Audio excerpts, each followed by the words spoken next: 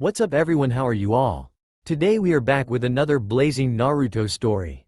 What if Naruto x Fem Hashirama? If you enjoy then please like, share and do comments. And also check the description to original creator of this beautiful creation. Green flash, also known as the green ray, occurs very briefly before total sunset and after sunrise. It appears as a flash above the sun that lasts very briefly, generally only a few moments. Kurama. The girl spoke his name with sorrow latched to every letter. As if she knew anything of his pain. The demon froze, his eyes staring at her in denial, or maybe it was fury. How dare you speak that name in front of me, you despicable monkey? How do you know that name? He roared back, but refrained from attacking. There were still some things he wanted to know before he devoured her. That's a very long tale, Kurama, but in short, I was first told your name by Son Goku. She replied, and to rub salt into the Kyuubi's already irritated mental wound, she had the indecency to sit down as if she didn't have a care in the world. Like she wasn't seconds away from getting her blonde head separated from her body. The demon growled as she repeated the name. Son Goku? Yanbi? He snarled as he took a giant step towards her. What did that yelping gorilla go telling that sort of stuff to a worthless talking monkey? Kurama asked while baring his teeth threateningly. He wanted to know why his name had come up. How had the girl met his brother? Why on earth was she still alive? She seemed even weaker than most humans. Maybe it involved that presence he felt? Maybe Son Goku had noticed it too, and the girl used it to get away? Yes, that had to be the case. Most likely. A small smile appeared on her features. She seemed lost in thought, far away from her current plight. I might not look like much to you right now, she stated as her eyes focused on him again. She opened her cloak and lifted the haori underneath to reveal her stomach. A seal was inscribed upon her skin, pitch black and slightly glowing. As if something was on the inside was pushing out towards the seal. I'm older than I look. Just like you, I've been alone for years already, most of them used in what until 2 days ago seemed like an endless search of you, Datbeo. I was so relieved to finally feel your chakra and find you again, continued the girl, paying no attention to the rapidly growing killing intent from the enormous fox. Also, you are underestimating me and my partner. You must have noticed it by now, right? The Kyuubi stared darkly down at her. Just as he was about to curse her for stealing his chakra, the girl was suddenly aflame. The flames themselves were bright yellow and made of pure chakra. The flames surrounding her grew, becoming the transparent head of a fox, much larger than the girl herself.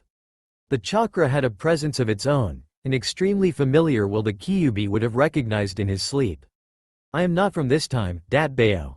I've got no one else left. There's only you and me, Kurama. I came here to tell you what will happen if history is allowed to repeat itself. I want to help you too, and I also want to hear your advice. Naruto stumbled through the forest. She was just too tired to walk a straight path. Coming to a stop, she sat down on a fallen tree that looked like it had been unfortunate enough to have gotten caught in the crossfire of a fire jutsu. Maybe it had been an Uchiha. The burned bark left black soothe marks on her pants when she sat down, but Naruto couldn't muster up the energy to care. She was going to have to wash it at some point soon anyway. It was a long overdue task. Maybe if she could just find a river somewhere soon. She thought of everything she'd done so far and how she'd gotten to this point. How desperate she was for some human contact. It felt like it had been years since she'd said anything other than technique titles. When she talked to Kurama it was all internal, not an outwards reaction, and she was tired of the lack of a kind face. Naruto had made a few friends here and there in the last few years, but they were all temporary companions. Friendly wanderers like herself who felt pity or compassion for such a young lost girl and chose to chat for a little while before going off again. They all eventually went their own way, while Naruto kept searching. This was the mission she had set for herself, to not rest until she found Black Zetsu and wrung his neck so his head and shoulders separated, hopefully painfully. Then she'd throw it 60 times to the infested moon and back, before she sealed the pest into hell. She just had to find him and figure out how to do that without Sasuke's yin abilities. The thought of Sasuke got her sad again, and longing for her lost friends re-emerged. 7 years ago she had come back to her senses, only to find herself alone in a forest. Most areas felt like a gigantic forest these days, so that wasn't so strange. It would have been a miracle if she'd came through somewhere populated. She had been injured and scared out of her mind about what had happened and where everyone had gone. When she'd finally composed herself, it was only to lose it again the next day when she saw her own reflection in the river. Naruto had been thirsty and looking for water when she came across the still surface of a lake and drank from it. Naruto had screamed at her own reflection. She had been small, so very small. The first day in this place, she'd thought her weakness was due to injuries, that the forest was just an abnormally tall one for the trees to seem so overwhelming. But staring at the childish face in the water, she'd been close to having a full-out panic attack. The girl looking back with a horrified expression couldn't be older than 6. It was how she had looked when Naruto herself had been 6. Her hair was long, reaching all the way to her knees, something Naruto had noticed already, but it now made more sense. She'd shrunken, but her hair for some reason had stayed the same length. The first thing she'd done was cut it with her kunai while she was still panicking. With the end result being her resembling a small troll. Short, spiky hair that later would make people mistake her for a boy if they didn't look properly. Naruto instantly regretted it. After that she'd wandered aimlessly, at a loss as to what had happened to her and feeling very lost. After getting her mind straight again, she tried to find someone who could tell her the direction to Konoha, or where she was. If she was even in Fire Country, and if not, ask for the direction there instead. Having been reduced to the body of a pre-academy kid, she also got tired much faster. She had to train herself up again. The whole process had taken years to become somewhat decent, and only in the last 3 years had she gotten some proper chakra control back. Kurama had tried the best he could to help, but the fox had never been known for his empathy. Most of the time he told her to get a grip and to make the best out of the situation. He was as clueless to what had happened as she was. A couple of weeks later she had found a village named Itanica, and Naruto had actually cried in relief when she saw the houses. With renewed energy she'd asked entrance through the gates.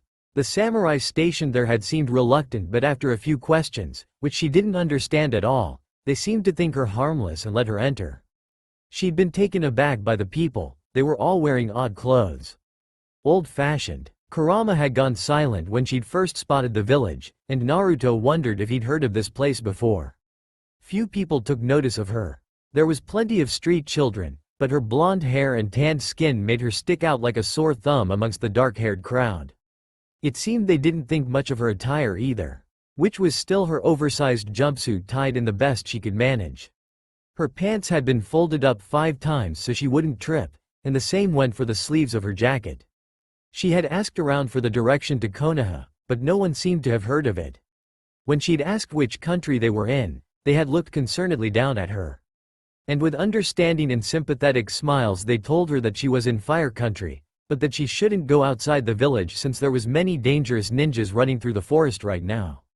Especially the Uchiha clan who lived very close by. Naruto had been speechless as the old kind man had told her this. Uchiha clan? Wasn't there only Sasuke left of them now? Was one person enough to make a whole clan? She had then heard the whispers going around the village. The Uchiha clan was at war with the Senju, and the Uchiha had been robbed a few months ago. They had lost all their provisions, plus a handful of their warriors, and were becoming unfriendly to Itanica village who couldn't offer them more food. But Itanica was a civilian village that needed to keep warm and feed themselves through the winter as well. This had been the time Kurama had started talking again, and he had sounded as shocked as Naruto felt. How the hell can this be? We've traveled back in time. This is the Fire Country during the clan warring era. I remember this village. It was destroyed early in the war. He told her while Naruto tried to get a grasp of the situation she was now in. Naruto had crumbled where she stood when the realization hit her. She was truly alone, and none of her friends would ever find her now. A young woman with a child on her hip had eventually taken pity on her, and kindly escorted her to the orphanage while Naruto still tried to get a grip of her situation. It had been on autopilot she'd followed it all, and not knowing where else she could go, the newly turned 6-year-old stayed. Konoha didn't exist, and none of the other hidden villages did either. Only clans could get work as ninjas in these times, and she got desperate at the thought of having to stay a civilian for the rest of her life. Naruto didn't get to stay very long though. After only 2 nights at the orphanage, the village was attacked. The civilians' fear that the Uchiha would attack Itanica had come true, but the village was not unprotected. They had hired samurai and a few members of the Hashirama clan to fight against the Uchiha. When Naruto peeked out the window of her shared dormitory the night of the attack, it was only to be met with explosions. Ninjas with the Uchiha crest sewn into their garments were attacking and killing anyone who stood in their way. As she watched frozen at the commotion, Naruto noticed the Uchiha ninjas' sunken pale faces and believed they truly were that badly off. That they had been starving, and attacking Itanica looked more like an act of desperation than an organized attack. The village had gone up in flames within an hour. People had been burned alive and Uchiha and samurai alike fell to their deaths. The samurai never truly stood a chance, but the Uchiha looked far from healthy, and some fell to the ninjas of the Hashirama clan. In the end, the clear winner would be the Sharingan wielders. Naruto had done the only thing she could in her weak state and fled for her life. Knowing she stood as much chance against the Uchiha as a fresh academy student in her current state. After 2 days of waiting in the surrounding area, Naruto went back to Itanica to look through the wreckage of the village.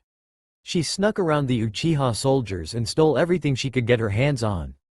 It was the only way she could think of to get clothes that fit her and things needed to survive in the wild without any money. In the rubble, she'd found a surprisingly decent blanket with only a small burn mark on the edge, a hari a little too big for her, a rope and a backpack to stuff all the things she'd flitched in. After that she'd almost gotten caught, and pelted away as soon as possible. That was the first of many encounters Naruto would experience with the clan wars. She doubted she would have survived that first winter without Kurama there constantly to heal her when she got sick. After a few days she'd calmed down enough to start thinking rationally again. Alone in the woods yet again, she started coming up with a plan of action, something to live for again. Okay Naruto, she had thought to herself, you've gone back in time. No one knows you, no one misses you, and you can do whatever you want. You can stay hidden and let the future go as it did before, or you can do something about it.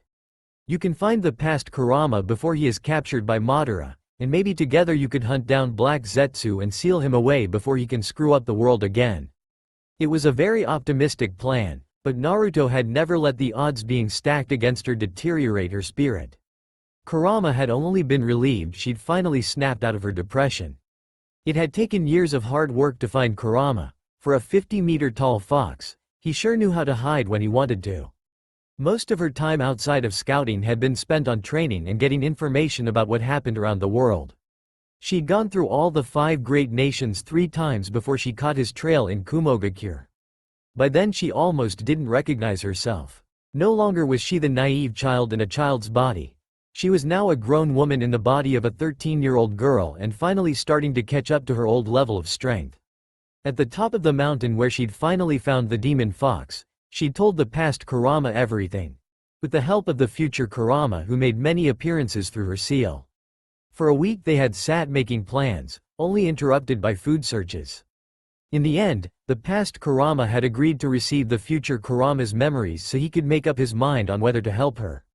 After allowing this, he became much more cooperative, so much that in the end, he decided to come with her. Or more like forced her to become his Jinchuriki. It wasn't like he asked nicely either. She now in a way had 2 different versions of Kurama inside her.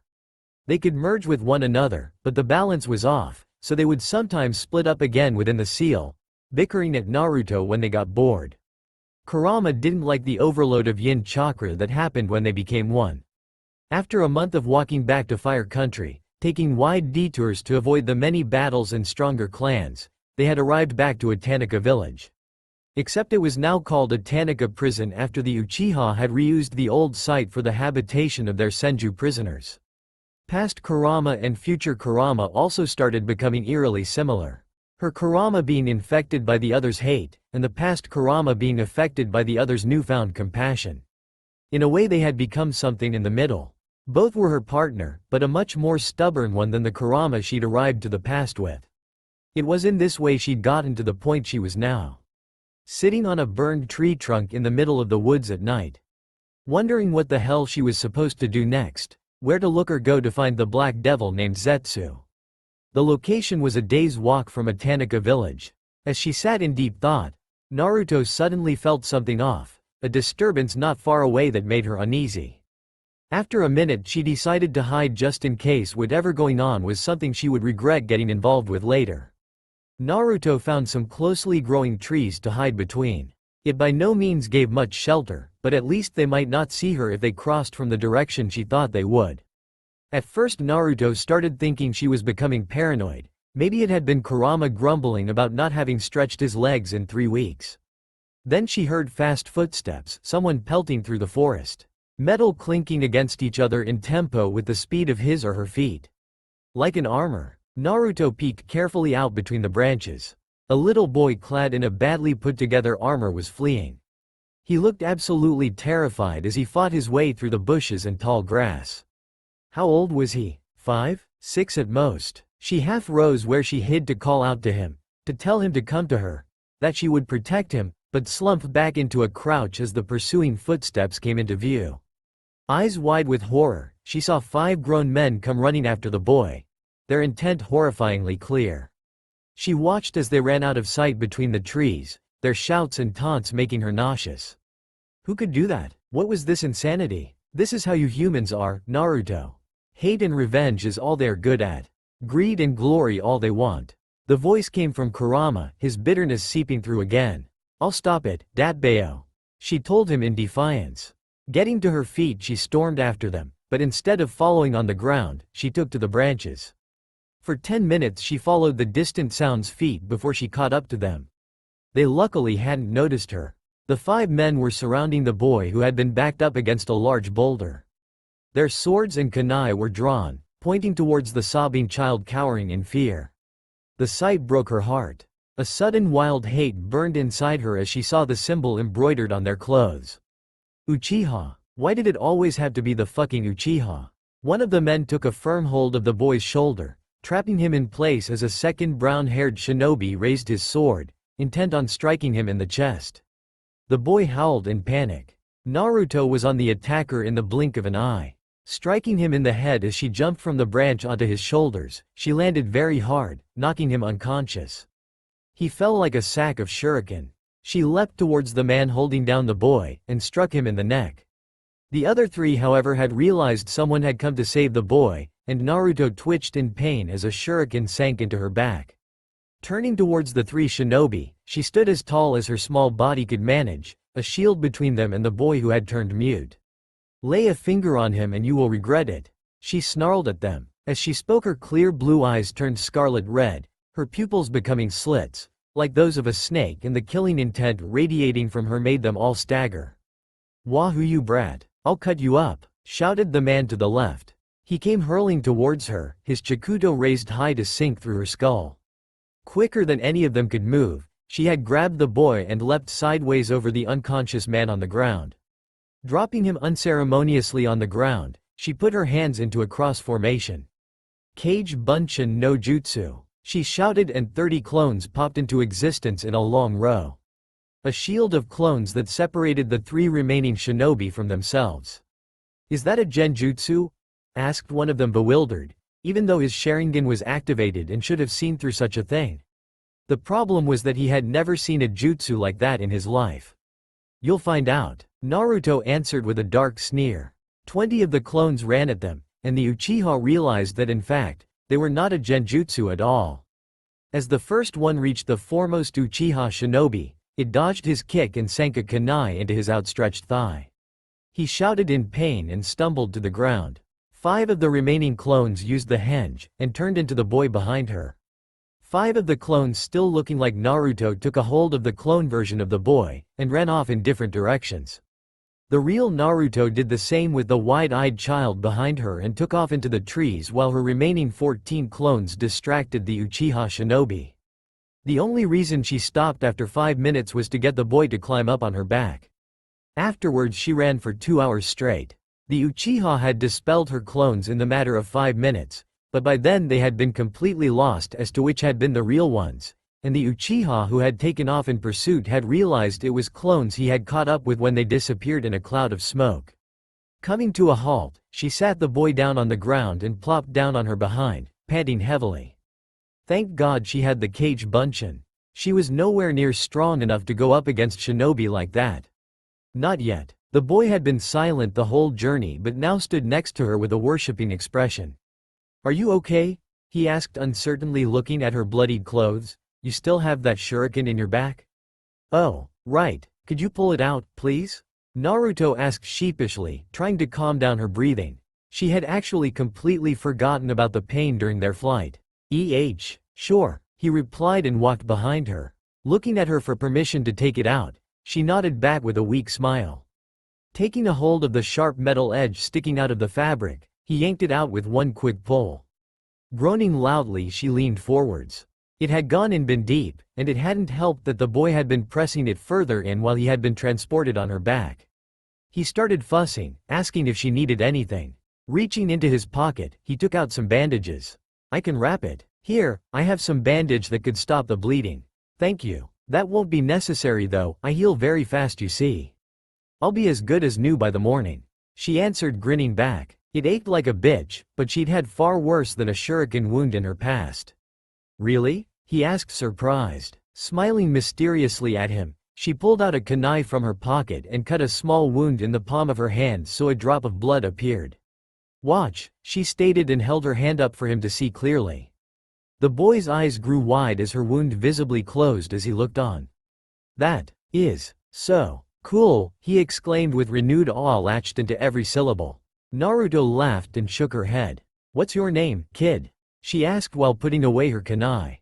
"My name is Itama. My dad says I shouldn't tell strangers my last name though," he muttered reluctantly. Naruto giggled and pointed to the symbol on his armor. "I already know you're a senju, kid. And I don't care. Since I know who you are, I'll let you know who I am as well.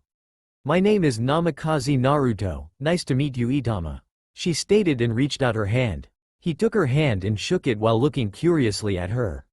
"I'm really glad I met you, Naruto. Really, I owe you my life, thank you for saving me," he proclaimed and bowed so low his nose almost touched the ground. Naruto looked uncomfortably back at the boy. No need, Itama. I had to interfere. I couldn't live with myself if I watched a child getting killed right in front of me without doing something," she explained and raised her right arm behind her head, roughing up her hair in embarrassment. "You're awesome," he exclaimed, "just like older brother. What was that technique? There was so many of you. I thought it was a genjutsu at first, but you stabbed Uchiha Hikaku in the leg, so it couldn't have been." Sitting down next to her, he waited expectantly for her to answer. "Oh, that is the Kage Bunshin technique, haven't you heard of it? It allows me to create solid clones identical to myself," Naruto explained, getting nervous, hoping desperately that the Kage Bunshin had already been invented. Kurama then made his presence known from inside of her. "Idiot, the Kage Bunshin was created by Senju Tobarama, he told you himself, remember?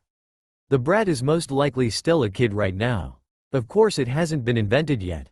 Congratulations, you just got the credit for the Kage Bunshin," he said sarcastically. "Oh shit?" Naruto thought and gulped audibly.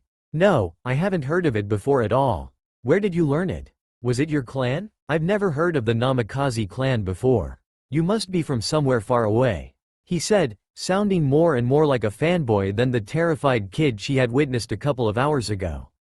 Naruto was glad she could distract him. "Namikaze isn't a clan, Itama, it was just my father's name. He was a shinobi, but I've never met him. My parents are dead and I survive on my own. I learned the technique once when I stole a secret scroll from the village leader in my old village. I did it on a dare. Completely idiotic of me, of course, but I have never been one for planning ahead. He found out, of course, and I was caught only a few hours later. Luckily for us two, I had already learned the Kage Bunshin by the time I was discovered," Naruto explained while reminiscing back to her past, or was it the future?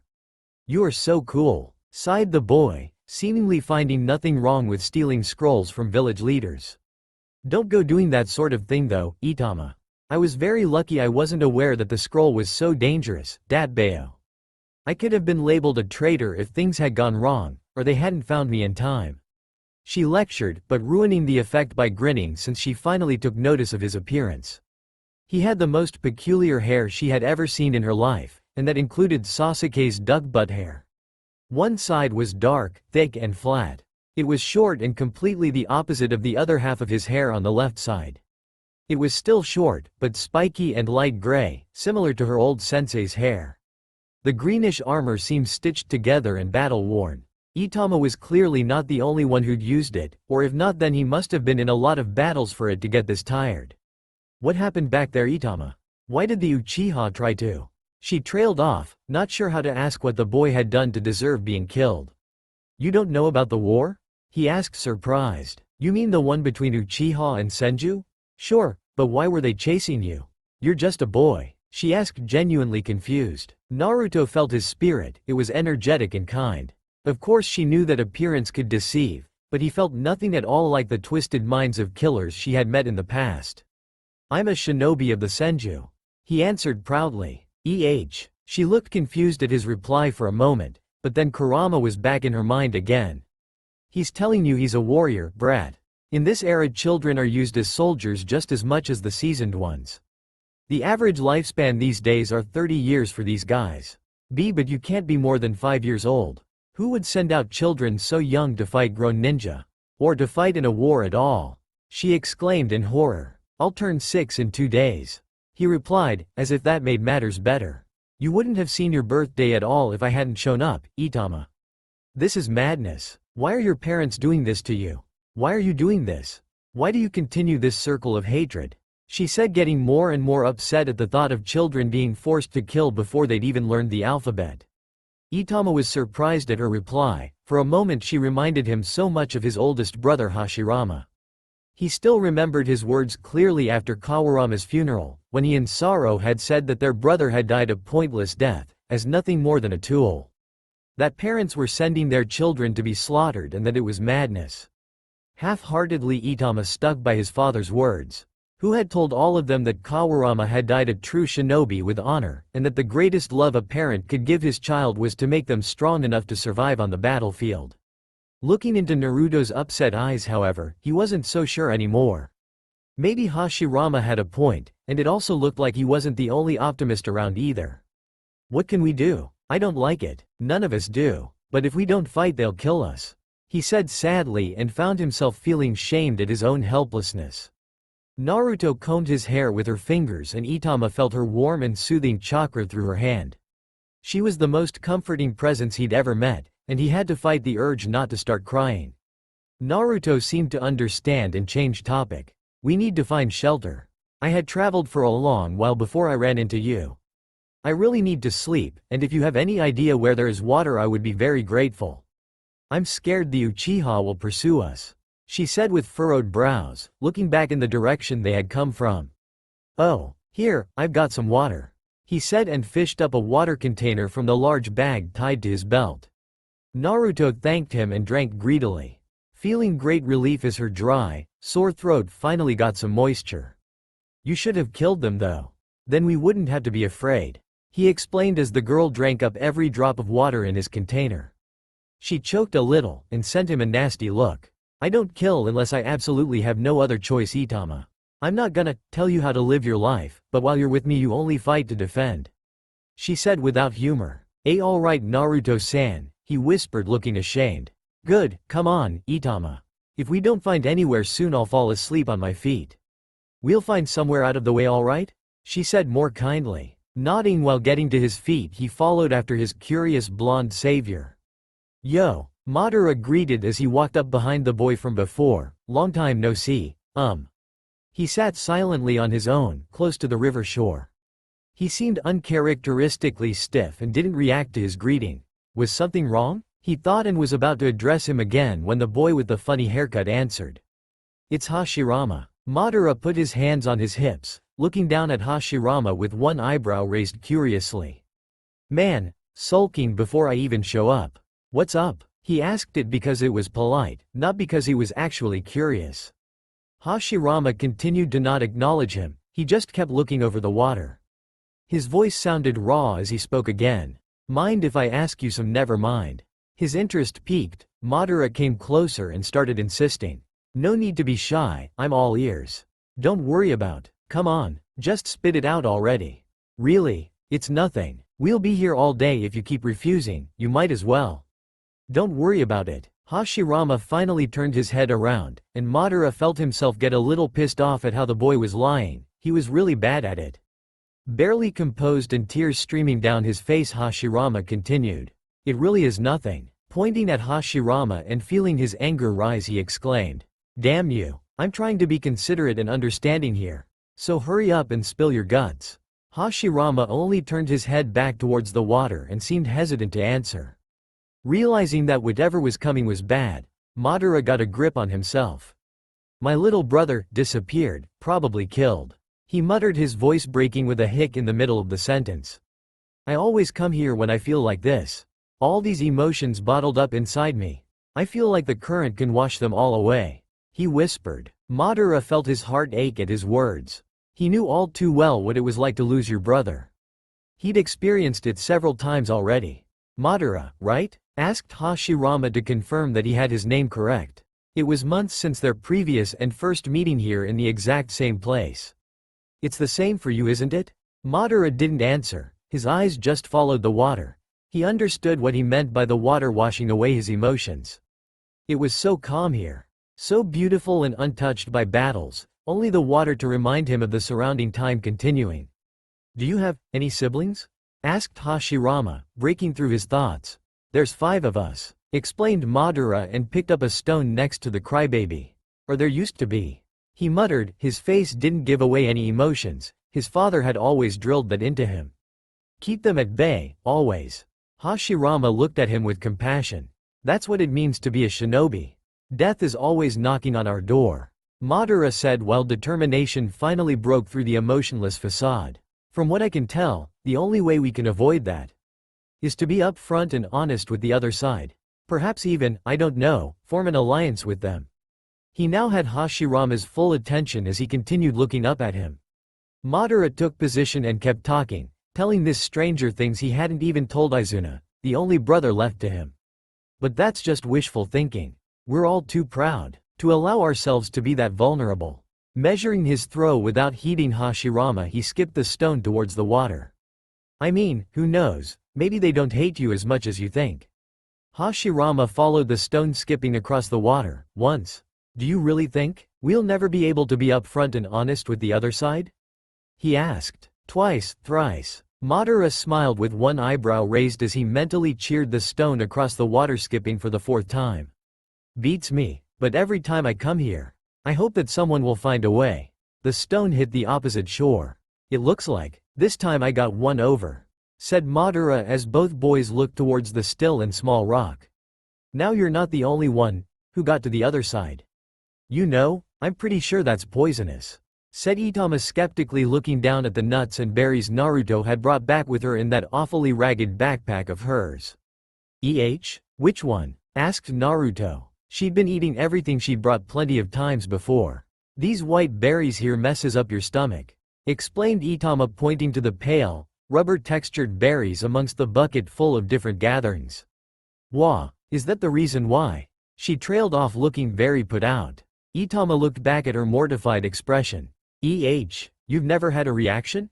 My brother Tobi ate some when he was younger, he was stuck on the toilet for days. Naruto groaned and slapped her head in frustration. Itama couldn't stop his laughter as she'd punishing herself. For 2 weeks they had been in the forest, hiding from the Uchiha, and trying to figure out exactly where they'd ran to. The night they escaped, they had slept for a few hours before Naruto woke up from voices nearby in the night. Terrified, they fled as soon as the Uchiha had walked past their hiding spot. There was only 4 of them now, but they hadn't given up hope, it seemed. It had led to them getting lost. Itama was raised in the forest, but even he had gotten confused as they ran through the remains of the night into the early morning hours. They had decided to stay away for a few days until it was safer to make their way back.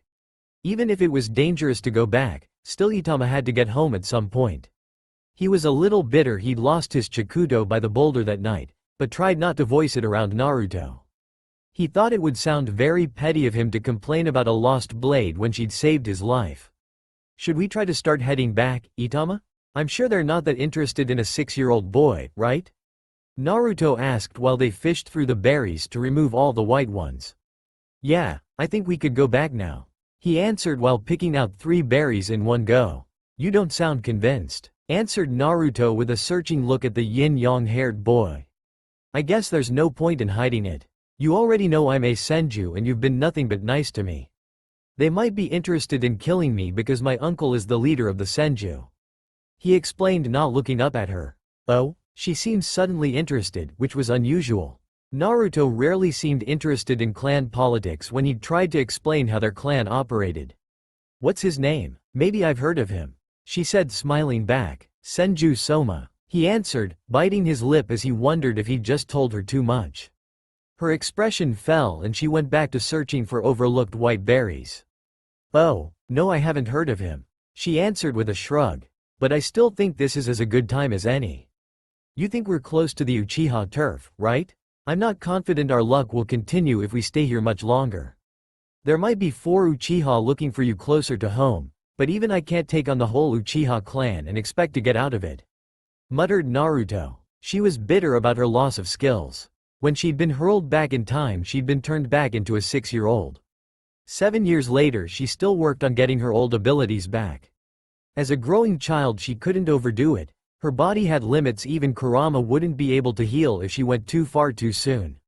Like the Biju mode, apparently her chakra coils weren't developed enough to mix their chakra properly. It had burned like hell when they had tried the year before. Now they trained with small doses of Kurama's chakra instead of full-blown out cannons. Her lack of food, shelter and water most of the time didn't help either. Also, it looks like there's a storm coming. You probably want to get closer to home before that comes down, Naruto added, gazing up at the clear blue sky. Why do you think that? Asked Itama, confused. He couldn't spot a cloud anywhere. Trust me, I know when a storm is brewing. Unfortunately for them both, Naruto had been right. A day later, as they searched for shelter, the storm hit. It took them a surprising amount of time finding anywhere suitable for 2 children to shelter underneath. By that time, Itama had already started sneezing, and the following day he'd gotten sick. Naruto had therefore been stuck carrying the boy while they headed for Senju territory. On the 3rd day, she evaluated that Itama was too sick to be moved around anymore, and put him down in the first cave she came across. It was larger than anything she'd found in the last few months and could fit a full-grown man inside. Naruto had never been the typical nursing type. That had always been Sakura's area of expertise, but she did her best tending to Itama. He wasn't in any danger. She would feel it if it became bad, but he still needed all the rest and warmth he could get. This was a dangerous problem since they were trying very hard not to be found. She stayed close to warm him up with body heat, and dared only once a day to light a fire while there was plenty of light outside, all the while praying that the smoke wouldn't be detected. Naruto also had to gather food and water in the mornings, leaving Itama defenseless for 2 whole nerve-wracking hours, before Naruto pelted back with whatever she'd found or caught. On the 5th day, Itama started getting his strength back, and seemed to have broken the fever. Naruto still insisted they wait a little while longer until they set out. She didn't want him to collapse on her again. When he'd asked why they couldn't leave right away, she's exclaimed, "I'm not carrying your sorry ass for 1 more day." After that, he'd only nodded and lied down again and tried not to make eye contact. The same day, as Itama started getting better, Naruto went out later than normal to gather the necessary things for a supper. They were pretty high up in the terrain from what she'd gathered. She had carried Itama uphill for a long while before finding the cave they were currently using. As Naruto familiarized herself with the new area, she quickly found out there was a lot less trees, and more stone and rocky patches than before. While Itama had been sick, Naruto had chosen to search for food by going downhill rather than upwards looking for sufficient prey. Scouting around the area, she concluded that the decision had been the smart thing to do. Up here there didn't seem to be anything edible at all. Nor any water either. Wondering if there might be any larger birds she could shoot down, she decided to try walking a little further up. Maybe she'd catch something more filling for dinner than hares for once. Walking forward, she realized that the rocky field she was situated on was actually a mountain, and that she was reaching the end of the peak since the ground suddenly disappeared a little further ahead. Looking from side to side, she had the feeling she was missing something vital. Was there an enemy around? Was Itama okay? She looked back over her shoulder in the direction she knew he'd be. The trees and bushes swayed lazily in the wind and nothing else was moving. No, there was something else. Slowly she looked back towards the edge of the mountain and lifted her gaze to the view. Naruto felt like she was in a dream as she started walking closer. Coming to a stop, she realized that the mountain came to an abrupt stop. The edge stretched out on both sides of her as if someone had cut the mountain with an enormous axe, and removed the continuation and left a steep rocky side down to the forest below. A storm of emotions rushed through her as she looked mutely out on the horizon. She trembled when she finally understood where she was. She was home. This was Konoha. Before it became Konoha, there was no buildings, no people or noises. The gigantic stone faces of the 5 Hokages was nowhere in the mountainside. She was utterly alone. Searching the forest below with her eyes, she found the stream she remembered had ran through Training Ground 3. She searched for where she suspected the borders of Konoha would be. All her life she'd felt alone, but it was nothing to how she felt like now. Naruto would never see them again. Even if she lived to the age of 100 and miraculously saw them when they were born, they would still never know her, never talk to her. Her friends, her precious people, those who once had made her strong and belong would forever be lost to her. She had already realized it, but standing here gazing over the horizon she felt a new level of acknowledgement ripple through her in brutal waves.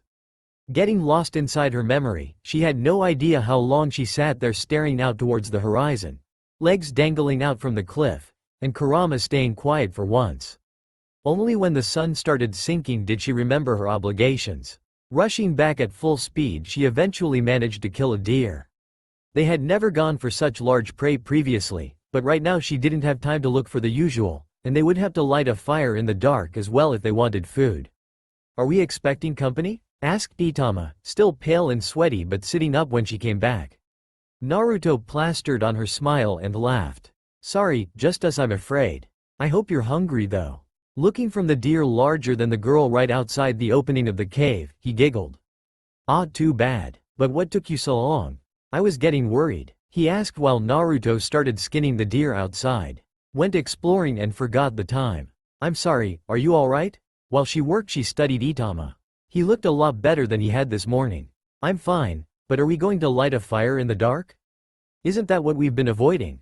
he asked worriedly. "I know, but I'll stay up tonight and keep watch. If we want food, this is all I've got to offer." Itama seemed to be alright with this, since he just nodded and started telling her about the dream he had while she was away, which involved an angry flying tiger summon, while he had ran around cleaning caves in the wilderness for sick wanderers. Knowing that she should have been more careful, she still couldn't feel afraid. She was home, even if no one would ever know of it. As she listened to the young happy kid in front of her, she couldn't help but feel her spirit lift again. She had the means to make things better, and she'd be damned if she didn't take the opportunity. Madara sat by the riverbank while looking for skipping stones. Hashirama should be here any moment and he wanted to pick out the best ones before the other boy got here.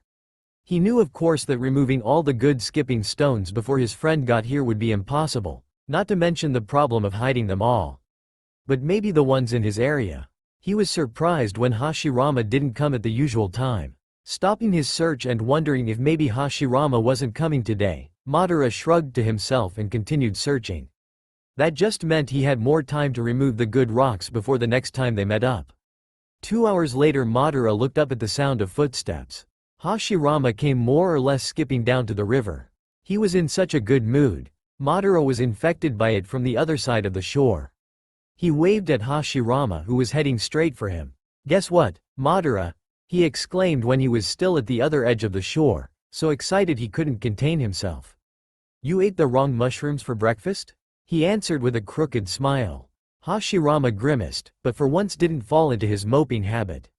Madara was getting seriously curious from this odd change. "What's up? You look like a little girl skipping like that," he teased. Hashirama stuck out his tongue at him, but other than that seemed to be in such high spirits nothing could get his mood down.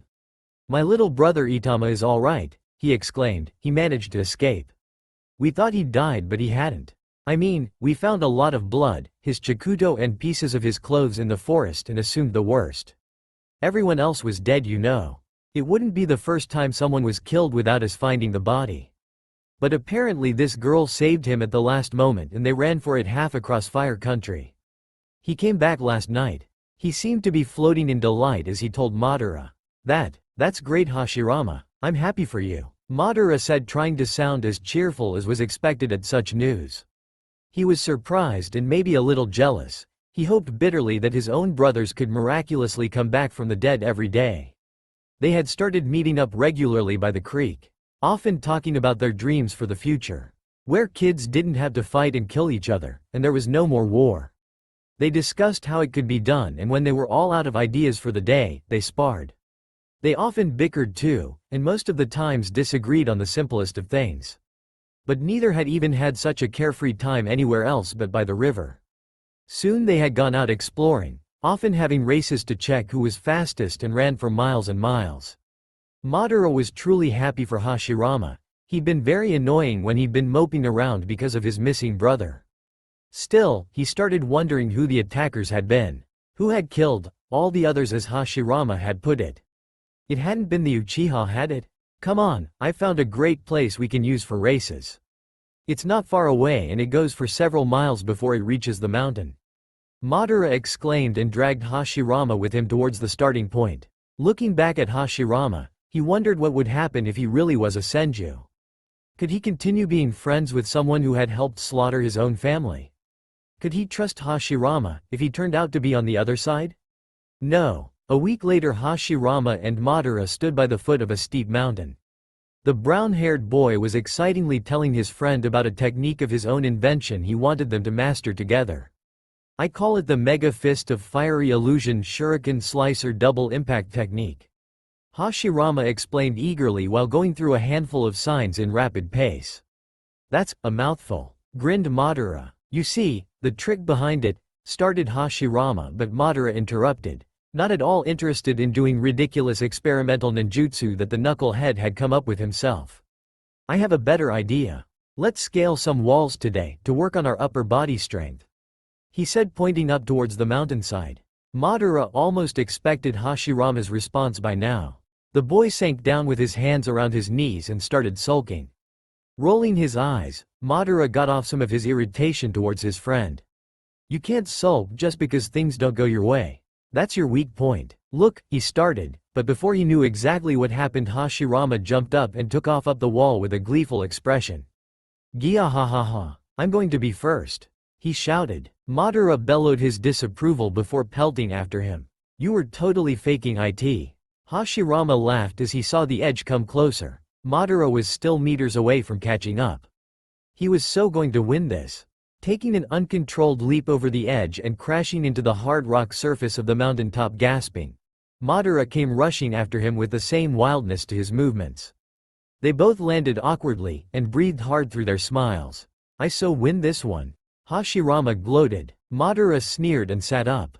Of course, you cheated, he shot back. Sitting up to fire back a smart response, Hashirama froze. He was staring towards the cliff edge behind Madara. The boy turned, confused as to what had caught his attention so abruptly. A girl was sitting only 2 meters away from him, looking startled. She had long blonde hair with the bluest eyes Madara had ever seen.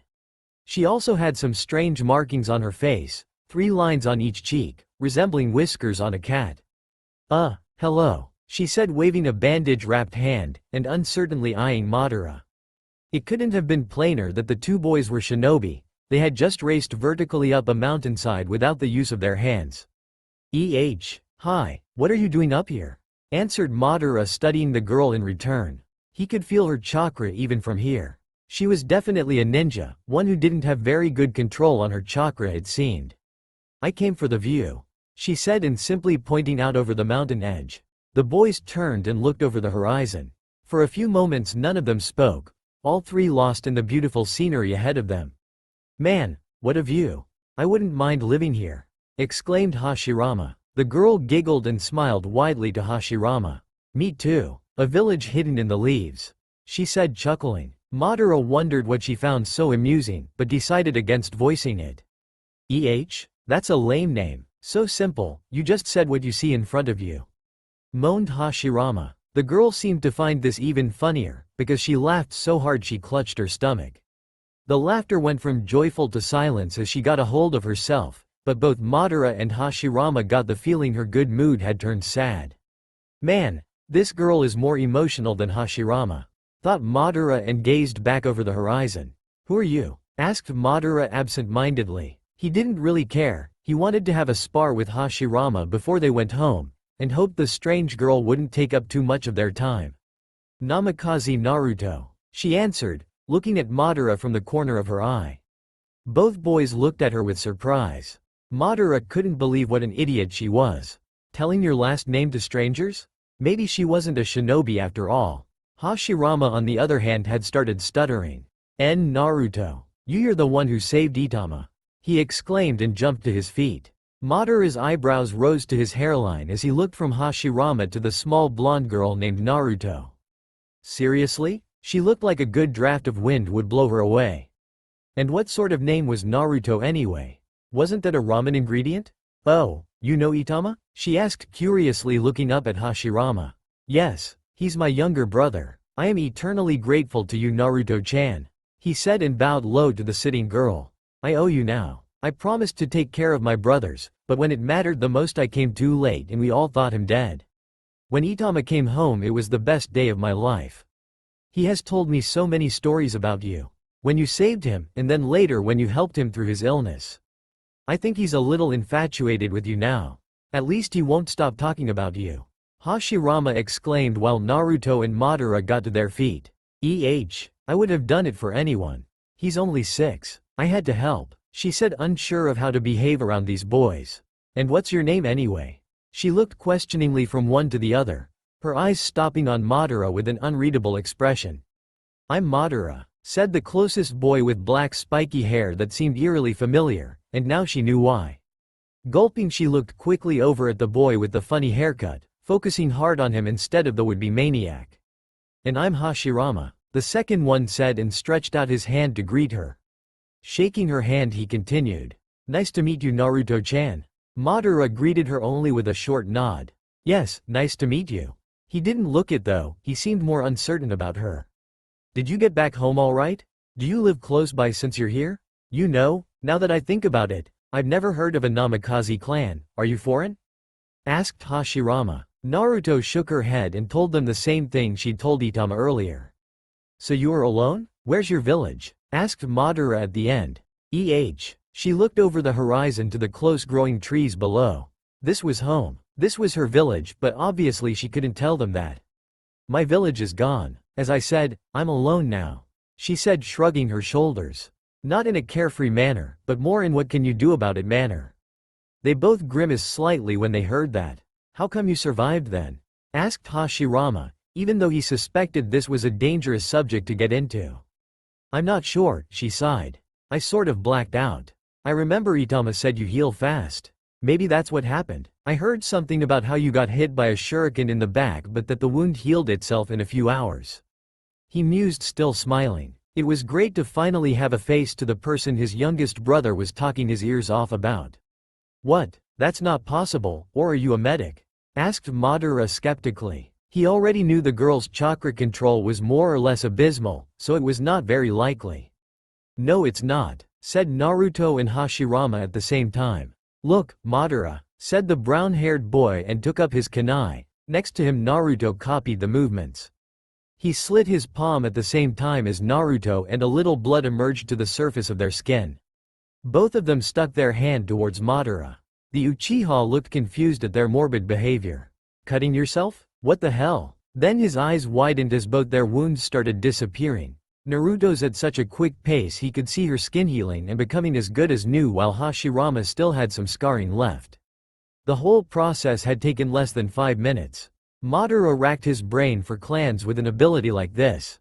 Nothing came to mind at all. Certainly not the Senju. They would have noticed by now if one of their prisoners suddenly healed himself in the cell. "That's amazing. And you never told me you could do that, Hashirama," Madara shouted accusingly while pointing at Hashirama. The boy then fell into his depression stance. Naruto, who had never witnessed this before, tried to cheer him up while Madara rolled his eyes in exasperation. However, his mind was racing. Could they be related somehow? They looked nothing alike, except maybe the way they smiled. Wide toothy grins that took up half of their face. Other than that he couldn't see any resemblance whatsoever. "How do you do it?" asked Madara when he couldn't deal with his own curiosity anymore. If this was some technique he was so going to master it, starting from right now. "Don't know. I've always healed that fast. I think I was born with it," said Hashirama and looked over at Naruto. Me too. Hashirama then seemed to be reminded of something important and clapped his fist into his other palm so the smack echoed over the valley. Can you show me that clone thing? Kage Bunshin was it? He asked eagerly. Itama certainly has been talking a lot, haven't he? Said Naruto, but still she nodded and did the ram seal. Kage Bunshin no jutsu, she said quickly. 5 clones popped into existence around them so suddenly Madara jumped in surprised. All 11 Naruto chuckled at the same time. Wicked, show me, please Naruto-chan, would you teach me your technique? Asked Hashirama, remembering his manners. Even though Naruto after a few moments of hesitation agreed, it proved later she was no talented teacher. Madara was convinced the girl was being honest, and was truly doing her best to teach them both. But when she used sentences such as, you just, you know, and then boah, dat bao. He had the impression she was a complete and utter moron. He also voiced this opinion, and got a black eye in retaliation. Clearly she was far from as fragile as he first assumed. The brawl turned into a full-blown-out match, with Hashirama as an eager referee. She's amazing, was the dangerous thought that ran through Madara's head when he had to dodge to save his own life as a wind technique roared toward him. The boulder he hid behind shattered into tiny pieces as he lunged behind the next one. She was really fast and strong compared to others their age, and very good at ninjutsu. She could also keep up with him, and she couldn't be more than a year older than them. Never had Madara thought there could be someone else, other than Hashirama, who was so equal in strength to him. Before he'd met Hashirama, he'd never imagined anyone being his equal at their age. But in Naruto's case she might, no matter how much he tried to deny it, be a little bit, just the minuscule, tiniest amount, better. At least for right now. Madara was going to do some serious training at home from now on. He was mortified this girl could keep up with him. She was a girl after all. And he was supposed to be the most talented Uchiha in 80 years. He couldn't allow some homeless wanderer to show him up. Naruto stumbled over him with her fist first. He had no idea how she managed it, but landing hard on his back he coughed as the girl fell over him, kneeing him in the jaw as she went down. Dust swirled around. She struggled to get off him before she finally got a good grip, using his right arm to push herself off. She jumped to her feet and held her kunai threateningly above him. Still a little disoriented after the last knock to his jaw, he only comprehended one thing. Fuck, he lost? Naruto considered doing it, slitting his throat. Just a small movement, it would be so absurdly easy. Then none of it would happen, he would never hurt another soul ever again. Her friends are her family. They could all have a future if she just twisted her wrist. She leaned up and reached out her hand for him to grab. Good match, Madara, she said cheekily, trying to cover up her hesitation while she helped him to his feet. The boy didn't seem to have registered it at all, he just grumbled and seemed very embarrassed by his defeat. Naruto was trying to focus on the good points of the Madara in front of her. He was actually a lot less arrogant than Sasuke had been at that age. And just like Sasuke he had lost family, at least she thought he had.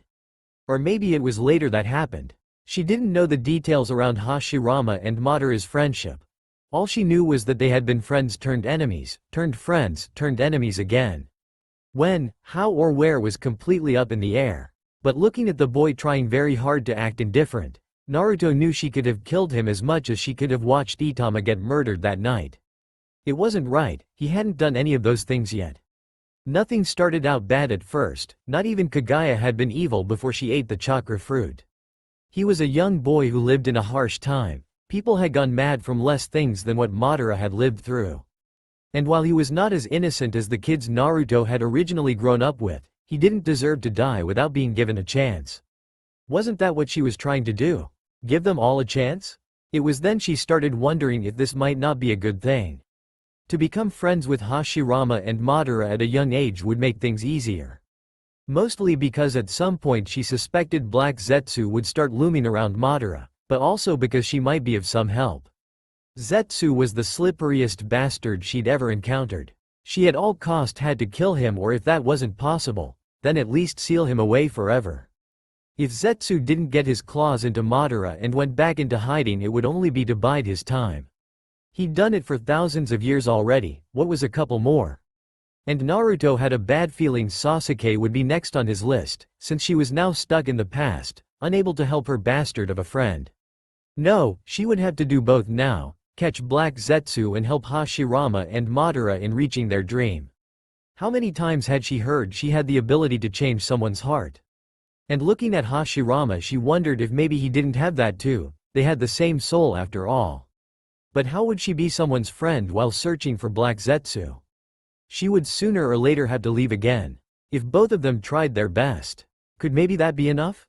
And if Madara still had any siblings, then they would have to make sure they stayed alive.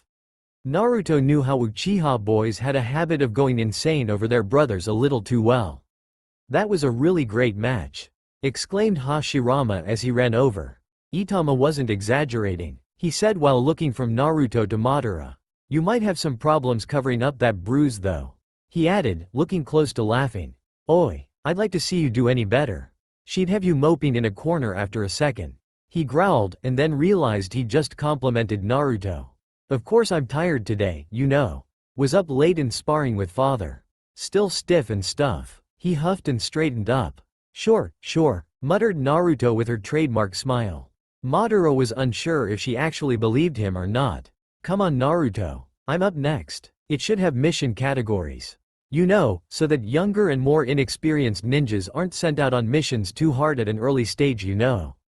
That way there wouldn't be too many risks, right? Said Hashirama to his friends as they sat in a circle by the river bank. Night had fallen, but the three of them was deep in discussion about their dream. Yeah, but people could lie when ordering a mission, Datbeo.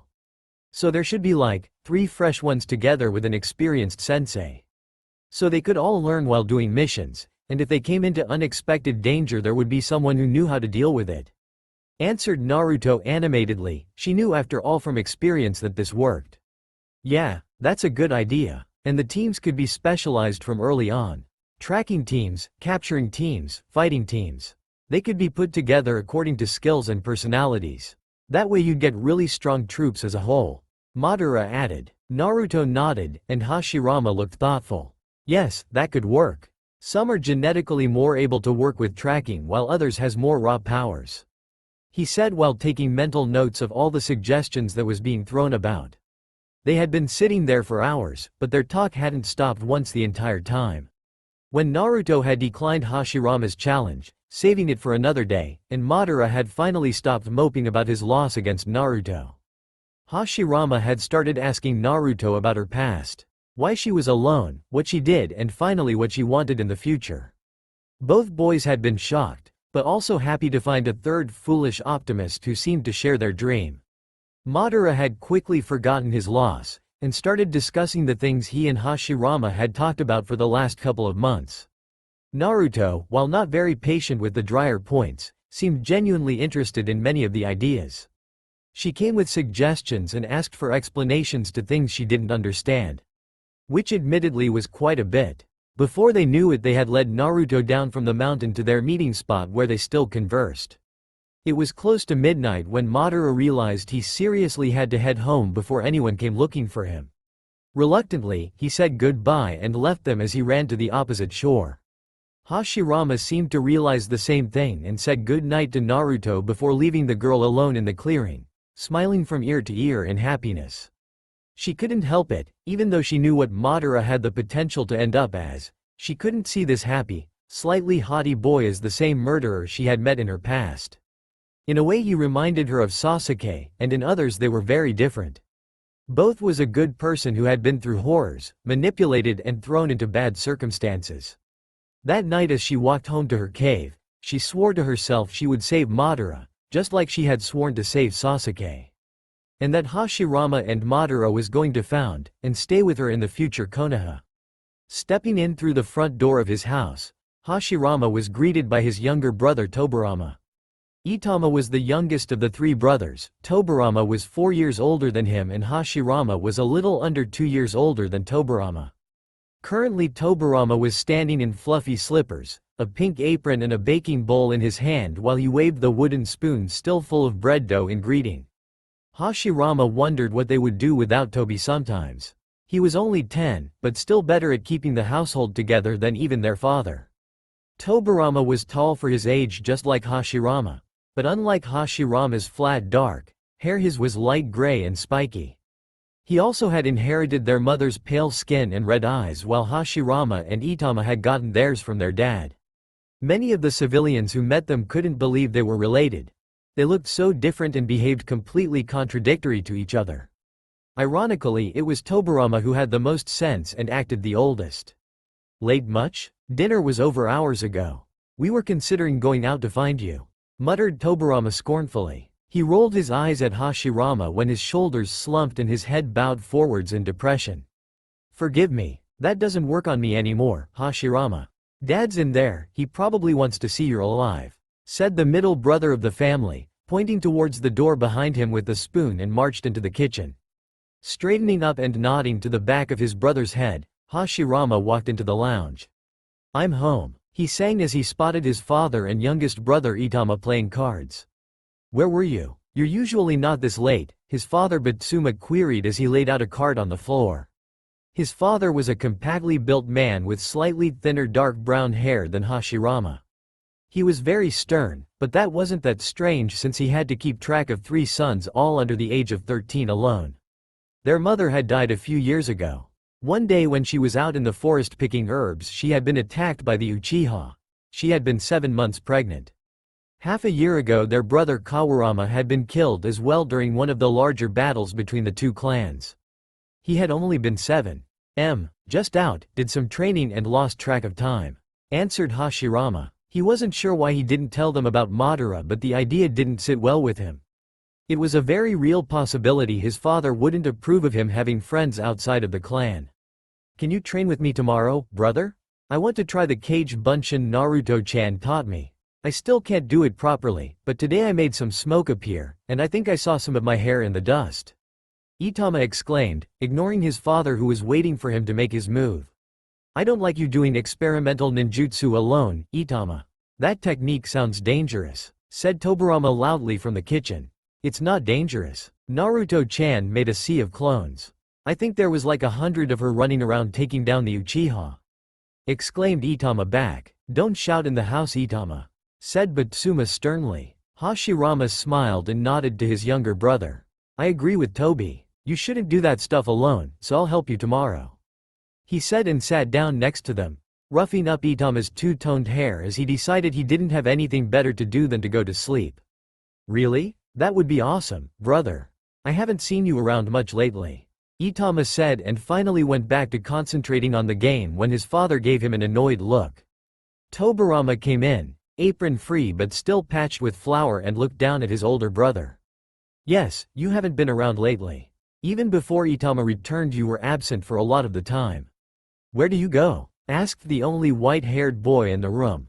"Around. Today I went up on the mountain." He trailed off, considering if he should mention that he'd run into Naruto. But then they might start asking questions, or worse, meet up to see her. If they saw Madara, which one? They're pretty far away. "You shouldn't wander off like that, son. You might be the oldest, but that doesn't mean you can't lose. You never know where you'll run into an Uchiha," said Batsuma and looked up from his stack of cards. "I went to the one westwards. You know, the funny one which looks like it has been cut down one of the sides," Hashirama answered, feeling bad about not telling them why he'd ended up there. "It's really nice there. The view is truly great. At least it's not in the direction of the Uchiha," muttered his father as he laid down another card.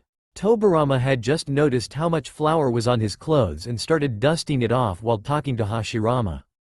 "Don't forget you have a mission tomorrow, brother." "I won't, but that's in the afternoon, and anyway I'll be going with you. If I know you at all, then you'll make sure I'm on time." The next few weeks there was an increased number of visits to the clearing in the forest. Hashirama had not failed to notice that ever since Madara and he had ran into the cheery girl, things had been even better than they used to. The trio sat cross-legged on the shore next to the calm creek when Naruto had come up with the term genin for junior ninja in their village. They had already been discussing for a while, and was now calling the village Konoha. Hashirama hadn't liked the term genin any better than he had liked the name Konoha, but Madara did. "Genin team. Yeah, that sounds plausible to me. It's definitely a better name than Ninja Academy student graduates from the pre-training system squads anyway," he said and gave an exasperated look towards Hashirama. The boy instantly knelt down with his hands around his legs with his head towards his knees, the depressing aura looming around him. Stop being so damn emotional, Hashirama. Seriously, I still can't figure out if you're being serious or not, shouted Madara while pointing at the moody boy. While Hashirama and Madara was definitely the closest friends, it was Hashirama and Naruto who got along the best. Madara could have sworn, if it wasn't for the fact that they looked nothing alike, that they were long-lost twins or something. Madara and Naruto bickered more than Hashirama did with either of them, mostly because he was so good at manipulating them when he didn't get his way. Naruto, however, was a believer in meeting opposition head-on, and Madara was the same. They had given each other more bruises and scratches in a week than Hashirama and Madara had gotten from each other in all the 2 months they'd been sparring combined. To both boys' bad luck, it seemed Naruto was the type of person who talked better through her fists than her mouth.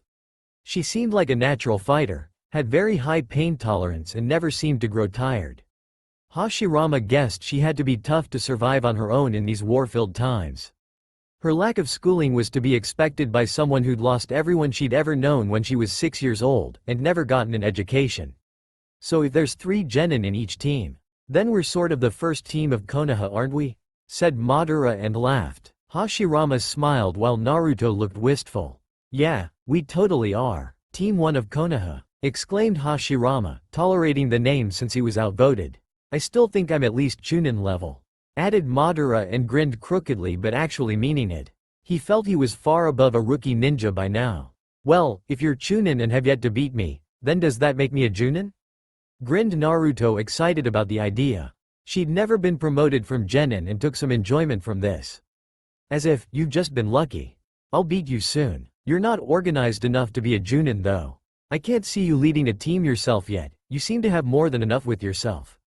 Stated Madara with a challenging look at Naruto. I could lead a team. Heck, I could lead an army, Datbeo. I just lack one, she grumbled, letting her chin rest on the palm of her hand as she glared nastily at the Uchiha. That's your own fault, you could probably get into a clan if you wished. You have some talent after all, teased Hashirama and got to his feet. They had been planning to do some exercises before they had to go home. Of course I could if I wanted to. But most clans these days seem happier to shoot at you than listen, she said, following the Senju's lead along with Madara. Oh, that reminds me, mumbled Madara. He stood opposite the curious blonde girl and reached out his hand, clutching a small book. Here, it's a book about shinobi in the Fire Country. It will give you a better understanding of where you have to stay away from. He had brought it from home after hearing how clueless the girl was on the situation in the country. She knew a lot of funny facts about the other nations Hashirama and Madara had never heard of, but when it came to home turf she was pretty lost. He had even asked his father, and after he'd questioned Madara about the girl he had agreed to loan it to her. Naruto looked wide-eyed down at it and took a peek at the cover. Clan Dictionary was written with bold black letters over a picture of a flame. I can't believe you've never heard of the Houdiniya. Seriously, they live like a few miles away. How the hell have you survived this long? Asked the Uchiha as Naruto studied the cover of the book. For a long silent moment she stared at it while Hashirama looked curiously over her shoulder. In front of them Madara had a superior look plastered on his face. Without warning, and taking both boys by surprise, Naruto looked teary-eyed up and croaked, "Thank you," and then proceeded to throw her hands around Madara's shoulders and hug him tightly. Madara was caught so off guard he staggered and blushed at the girl's display of emotions. "Why, you can let go now." He grunted and gave her an awkward pat on the head. "You are so sweet for being concerned for me, Madara," she said, smiling brightly while stepping back. "I'm not concerned, idiot," he shouted back, getting very flustered. Hashirama was laughing and took the book out of Naruto's hand. "I haven't seen this before," he said, and looked curiously at the cover. "Well, it's mine, so it's not that surprising," Madara groused, crossing his arms in front of him. "She desperately needs it though. If not, she might wander into a Hagoromo and get herself killed," he said, annoyed. You mean the Sage of the Six Paths?" Naruto asked, startled. Both boys looked just as lost at her reply. "Sage of the Six Paths? What the hell? No, I was talking about the Hagoromo clan. What on earth do they have to do with the Sage of the Six Paths?" Madara asked, baffled as to how she could have made that conclusion. "You idiotic brat. His name is Hagoromo, not Hagoromo, you talking monkey." Kurama growled, enraged inside her mindscape. Oh sorry, I thought you meant Hagoromo. Naruto mumbled, looking put out. And who is that? Asked Hashirama with one eyebrow raised. The Sage of the Six Paths. Answered Naruto uncertainly. The boy's eyebrows raised to their hairline at this piece of trivia. The Sage of the Six Paths was named Hagoromo? Asked Hashirama incredulously. The fact that a girl who didn't know the placement of the nearest civilian village, but somehow knew the name of the Sage of the Six Paths was a little incomprehensible. Why do you think that? I just know. Was told the story you know. How else do you learn? She asked, smiling while trying to figure out how to get out of the conversation. Kurama was still very insulted that she'd forgotten his father's name. I've never heard he had a name. They just called him the Sage of the Six Paths, or the founder of ninjutsu. Madara stated stubbornly, doubting whatever she'd heard was actually correct. Hey, it's true. And he wasn't the founder of ninjutsu, he was the founder of ninshu, datbeo. You shouldn't talk about things you don't know.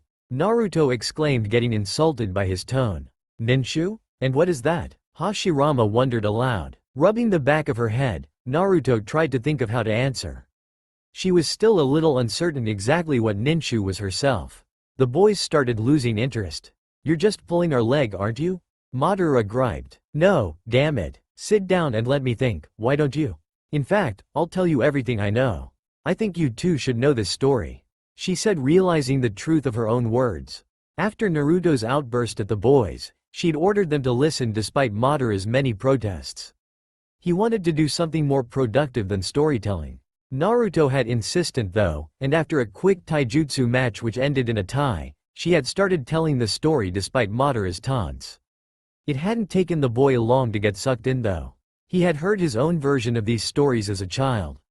But nothing quite this detailed. Wherever she had come from, they must have been very interested in the origins of shinobi.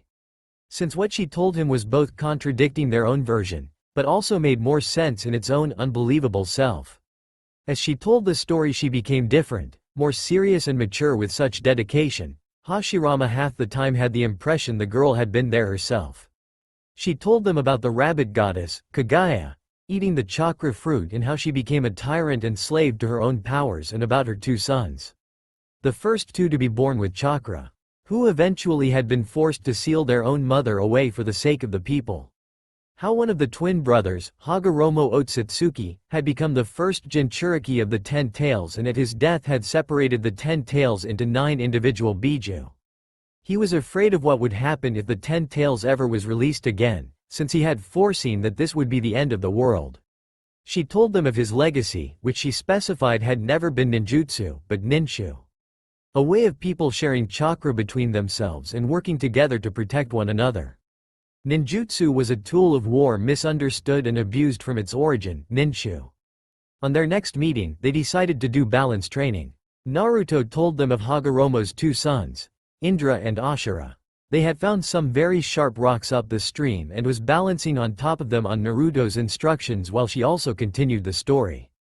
Indra was the oldest. He was the talented one, and had inherited his father's visual power, which made his eyes and mind powerful, while his younger brother Ashura was the opposite.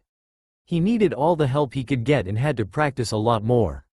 However, he had inherited his father's life force, which meant he lived long and was much more indestructible physically than Ashura.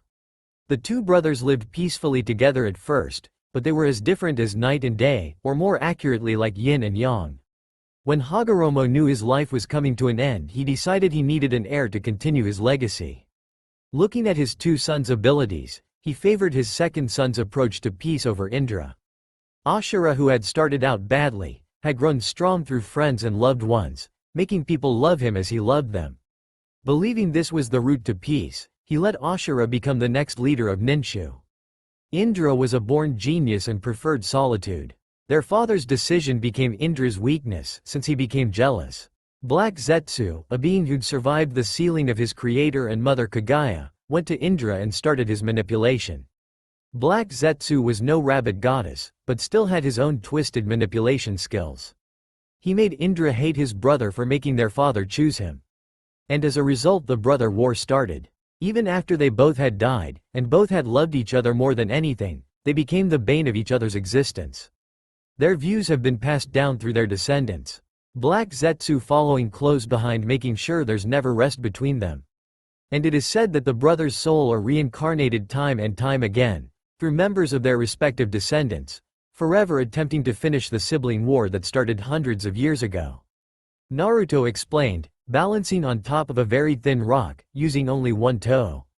The stone was very pointy, and if she became unsteady she would tumble into the river. Madara and Hashirama had fallen in a handful of times already, but Naruto was still as dry as when she'd started. Wait, you mean that Indra and Ashura are being reborn again and again, as their own descendants? Asked Hashirama as he staggered on his own pointy rock. Naruto nodded but kept her eyes shut. Madara was studying her skills, she was surprisingly good at standing so still. Naruto normally couldn't stay in one place for more than a few seconds. By nature she was so restless. Almost untamed. It seemed against her nature to be this calm and collocated. Yes, and can you guess who their descendants might be? I myself have a few guesses, replied Naruto as she glanced at Hashirama through her lashes. The boy scratched his head but shook it after a few minutes. No, should I? Asked Hashirama. Well, maybe, I think Indra's descendants are the Uchiha. Madara pummeled into the water in shock. Coming up for air, Hashirama stood laughing at him while Naruto giggled. Uchiha? Because of their eye powers? But the Hyuga have that too, stated Madara while tilting his head sideways. Naruto opened both eyes and looked back at him. She kept her smile wide as she nodded. True, but they are the descendants of Hagoromo's twin brother Hamura. She explained. Madara thought back on her many stories. She had a point. Hagoromo had the Rinnegan while Hamura had the Byakugan. What about Ashura? He trailed off while his eyes widened. You think it's the Senju, don't you? Madara exclaimed, surprised at his own words. Yes, the Senju have, if they aren't killed in battle, long lives. They are a powerful clan with a memory that reaches far back, just like the Uchiha and Hyuga. But there is also the Uzumaki clan, who are known for their strong life force and large chakra reserves. Very similar to the Senju. The clan lives far away from the Uchiha compared to the Senju, so their rivalry with their kin clan aren't as intense. But I think the direct line goes through these three clans. She replied and closed her eyes again. Madara and Hashirama looked at each other. Hashirama had finally managed to get up on the rock but had gone quiet, thinking hard about Naruto's theory. What about this Black Zetsu? He asked, going just as still as Naruto. How can he make sure there is chaos between the clans? Wouldn't they notice him? I don't know entirely. Black Zetsu operates in the shadows, he can move through earth and hear through walls. He never rests, always wanting his mother back, hating Ashura and Indra's parentage as he waits to find a victim that fits his standards. He can feel the brothers' souls, and waits for the day one of them can be manipulated through grief or anger to do his bidding. Which in simple terms means the Tsuki no Mi, the end of the world. Only someone who can awaken the Rinnegan can achieve this. The person would have had to have extreme potential, and hate deeply for them to awaken. Who knows, these clan wars are really the perfect stage. The hate has never been so tangible between the Uchiha and Senju as it is at this point in time. Maybe, but as I said, the plan is madness. To gather the 9 Biju and reawaken the 10 tails. Do you know we see it almost every day? She said and looked at both of the other boys in turn. What, we see the 10 tails every day? Asked Hashirama sounding alarmed. Almost. Hagoromo and Hamura sealed the Gedo statue into the moon. The 9 Biju are always the most restless at full moon. She closed her eyes again and breathed deeply. Madara couldn't keep his eyes off her as he stood knee-deep in the river. Hashirama seemed to have gained a new sense of relaxation as he mimicked Naruto, both showing no sign of losing their balance. The Tsuki no Mi will be the end of the world. When the moon turns red and the people will fall into an eternal genjutsu so powerful they will never wake up again. In their dreams they will see what they want. They will be perfectly happy, you could say. The world going the way they desire it to. But Kagaya wants her chakra back. And she will suck out their wills and chakra until there is nothing but a zombie bent to her will left. Then there will be no one left but the rabbit goddess, the 10 tails left to roam the earth. She finished and they all stood silently in thought. Madara wondered how she could sound so sure of herself. It all sounded a little too far-fetched to him. Who told you this? Asked Hashirama after a few minutes. From many sources, some more reliable than others. The legends fascinates me, and I've seen him. I've seen Black Zetsu. Pitch dark with round yellow eyes. He has the shape of a human, but other than that there is only the eyes that distinguish him from a black shadow. She took a calming breath as her balance started to go a little off. And the Senju and Uchiha were once brothers? Asked Madara, crossing his arms. Yes, it's what makes the war so much more painful. They are kin, even if they can't remember it anymore. Naruto then opened her eyes and grinned wildly down at Madara. The boy felt his cheeks heat up a bit at the look she gave him. She was just so warm. Jumping down into the water in front of him, she exclaimed, I won't rest until the war between the Senju and Uchiha is over.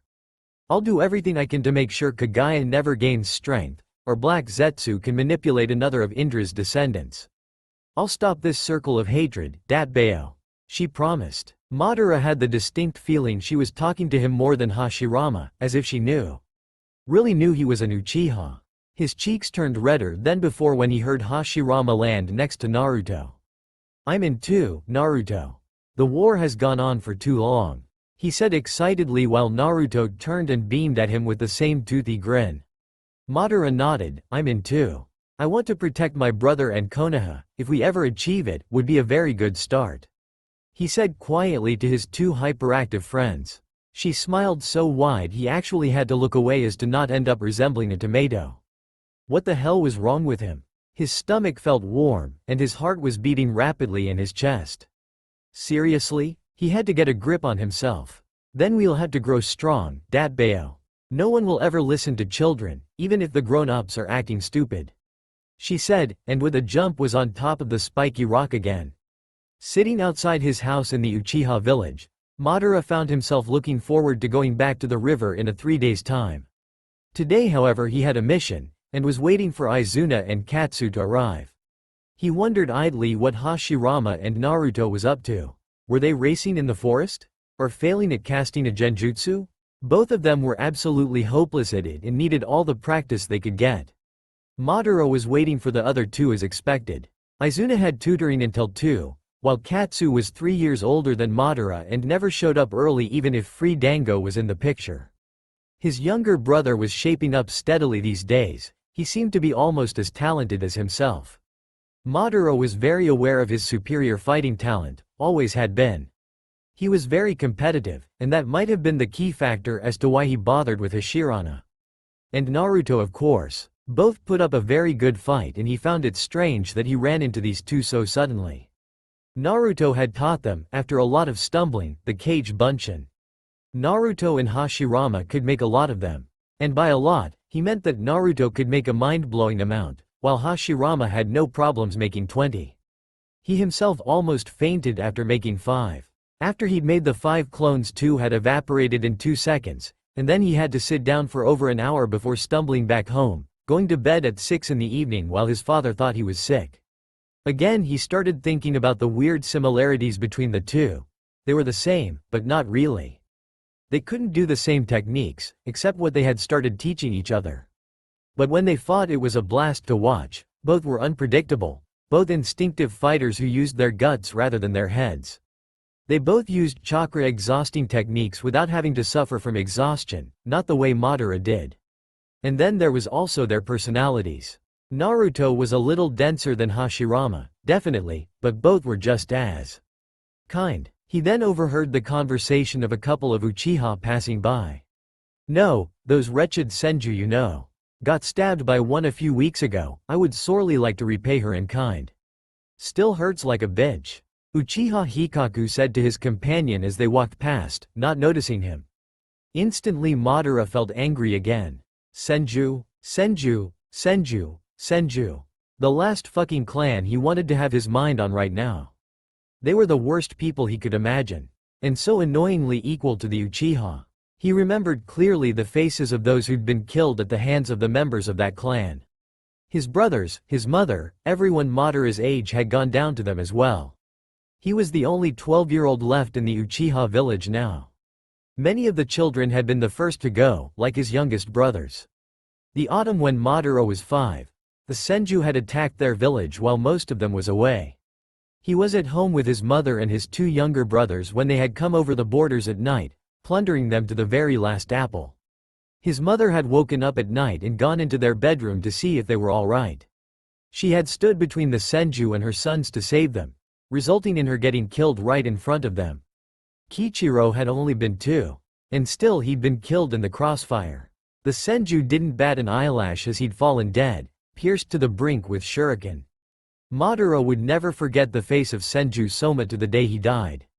On pure survival instinct, Madara had grabbed Izuna and jumped through the window, only thinking off running as far away as he could manage, dragging his brother behind him. Both barefoot and just in their pajamas in the cold autumn night. "Yo, Madara." Madara was shaken out of his dark memories by the sound of Katsu's voice. "Hi Katsu, ready to start already? Didn't think you'd show up before 5 minutes after. You're on time for once," he said and got to his feet. "Nah, Mom is nagging me about cleaning my room. I'd rather be here than wash the underside of my bed," Katsu answered, earning him a chuckle from Madara. Katsu's mother was a very stern woman who demanded the men in her household to do as much of the chores as she herself did. She was also a very talented kunoichi who had to look after Katsu's younger sister these days instead of fighting.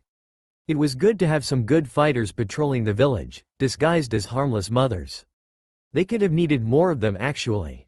"Your mother is a piece of work, We just have to wait for Izuna now, he should be here any moment," Madara said and looked in the direction of the library. Izuna was going through the Uchiha history these days. But not the version Naruto had told him in Hashirama. "Where have you been lately? I hardly see you outside of missions these days," Katsu asked and shifted his 8 over to his left leg. "Met a good sparring partner outside the village. Clan-less and refuses to become part of the war.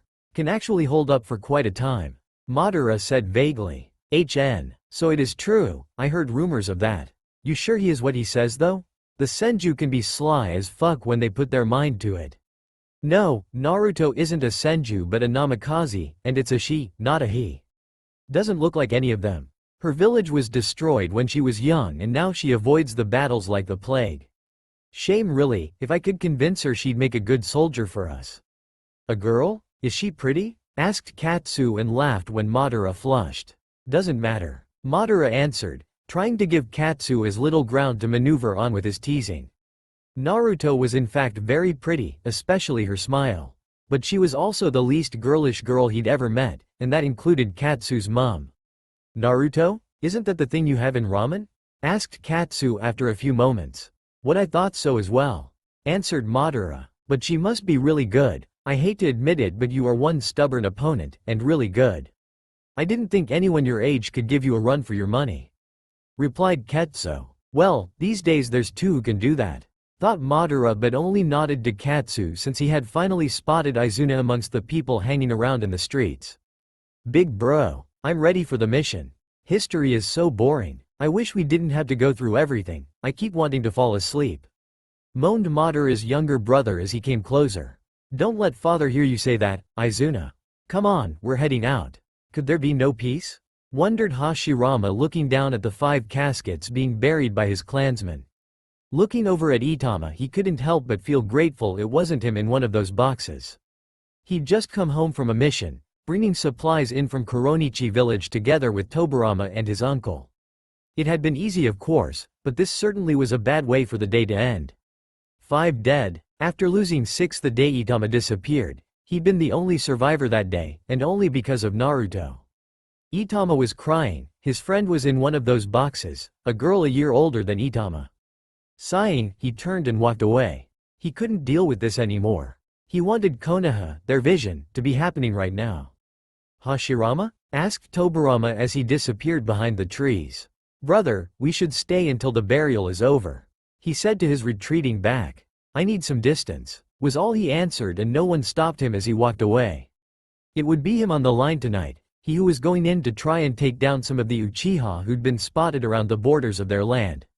They might try to infiltrate again. He was going with father and Kyo. He was a friend of Tobarama who was older than both of them. Strict but very good at genjutsu.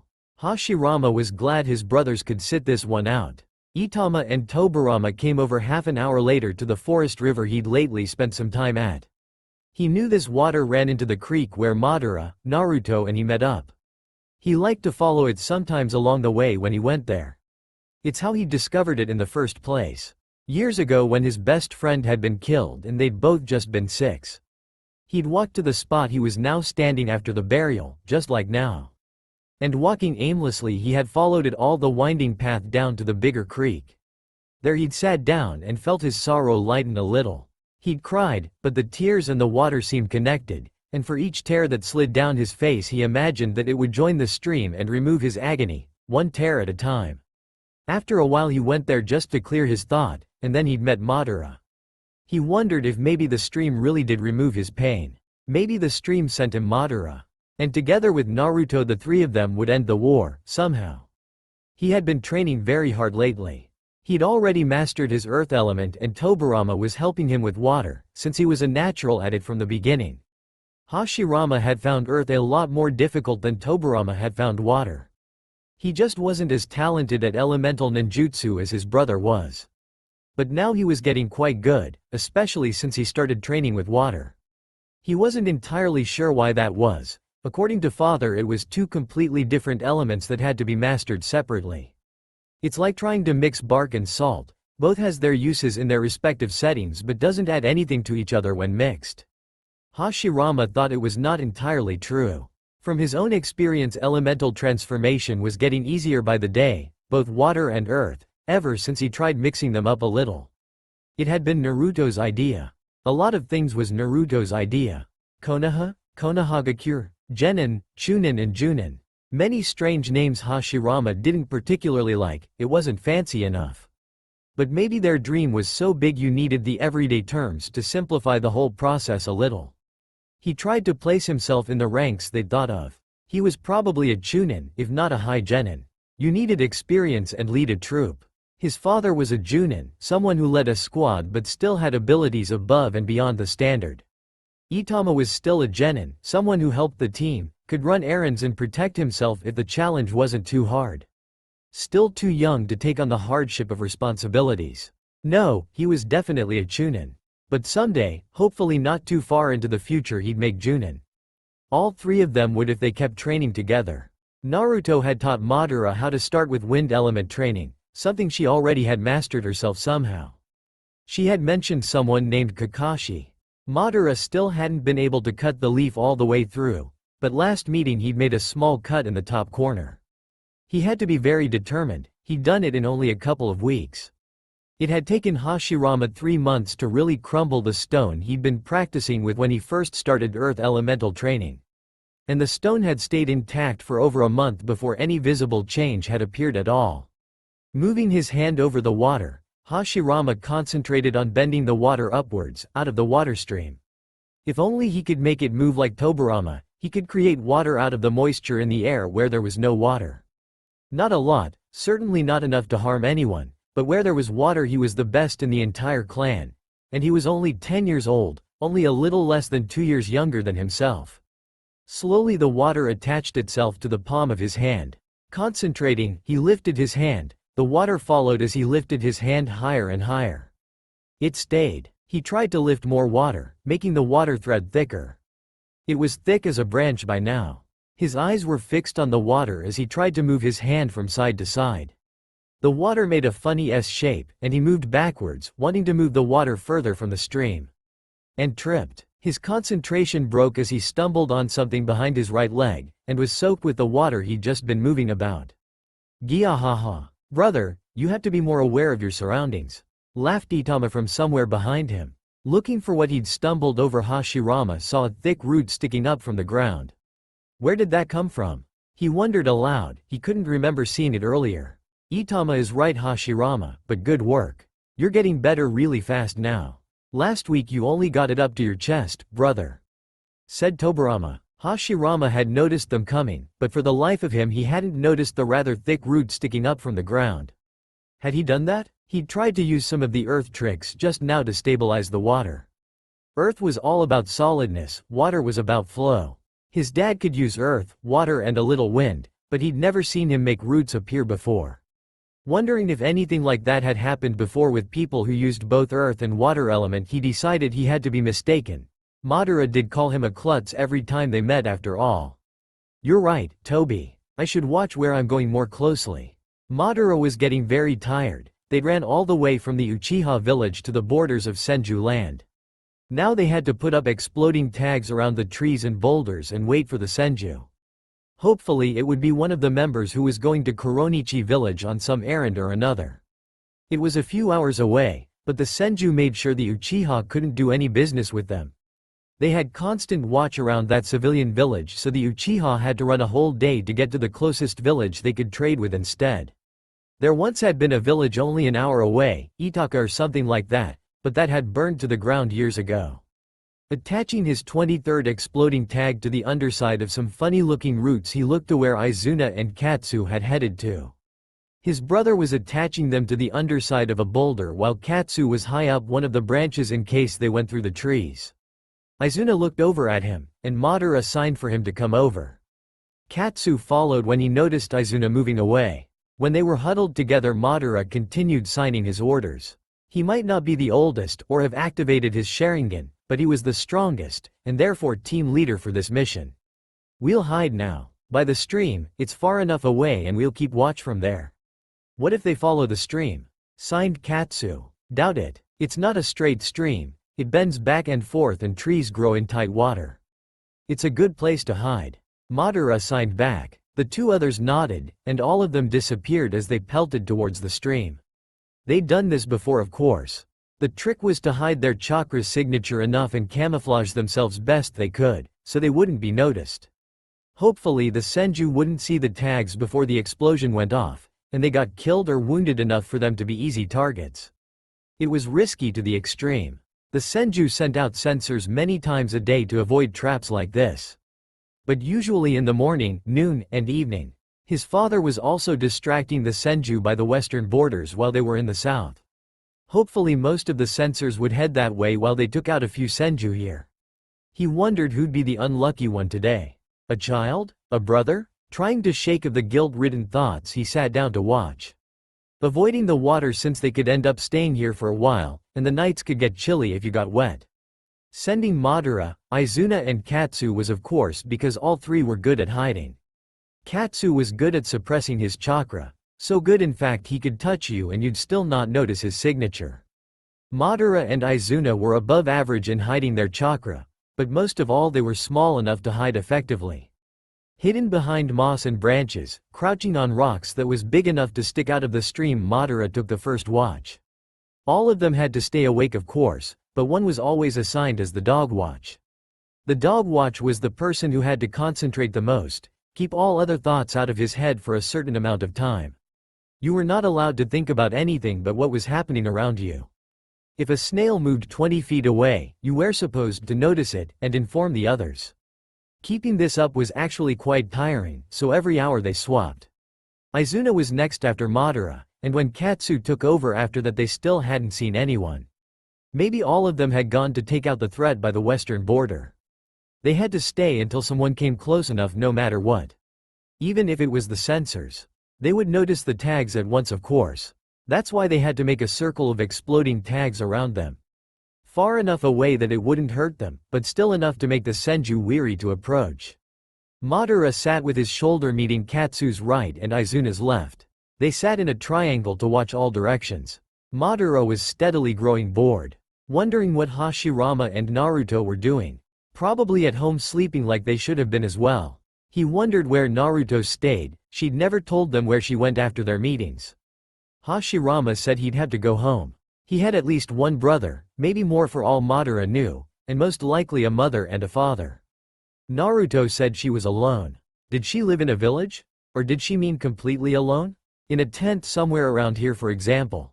Probably not here though. The Senju would have chased the girl off if they noticed strangers in their lands. They were just as weary of outsiders as the Uchiha was. That thought calmed him a little.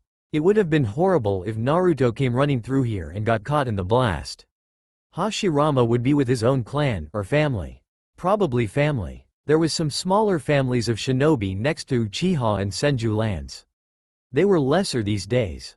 Some had fled because they'd been forced to take sides in the war between the Senju and Uchiha. But a few lived just far enough away to have been spared the ordeal. Those had stayed, while the rest had taken sides. They had all been killed at this point. The Senju were lethal, and only members of the Uchiha could stand against them for so many years. The poor shinobi families hadn't stood a chance against their opponents.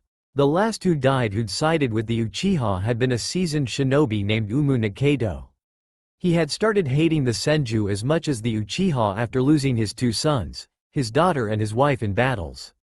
He had gone down only last year, and the Uchiha had honored him by burying him and his family together with their own fallen Uchiha members in their graveyard, in a place of honor as thanks for their sacrifice.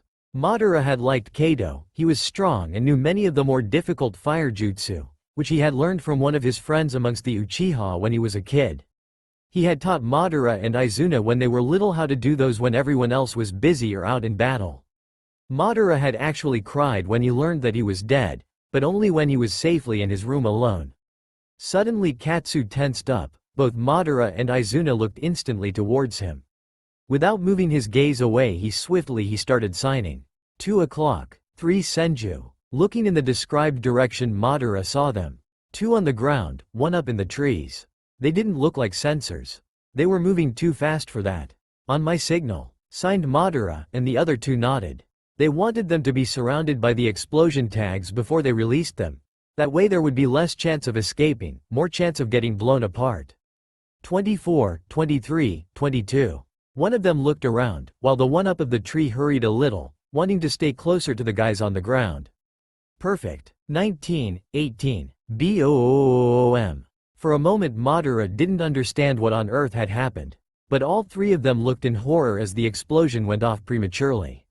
Shit, they had to get out of here, they'd been discovered. How the hell had they managed to set them off? Madara didn't need to sign that they were going to retreat. All 3 of them bolted as quickly as they could in the opposite direction. Hell bent on fleeing. Over there, shouted one of the Senju, a boy or something, but Madara didn't turn to investigate. Keeping their heads low and running as fast as they could, they heard another small explosion going off somewhere further to the west. What was going on? They hadn't put up anything there. And then another explosion went off from the east. What? Madara heard Katsu say from a little ahead of him.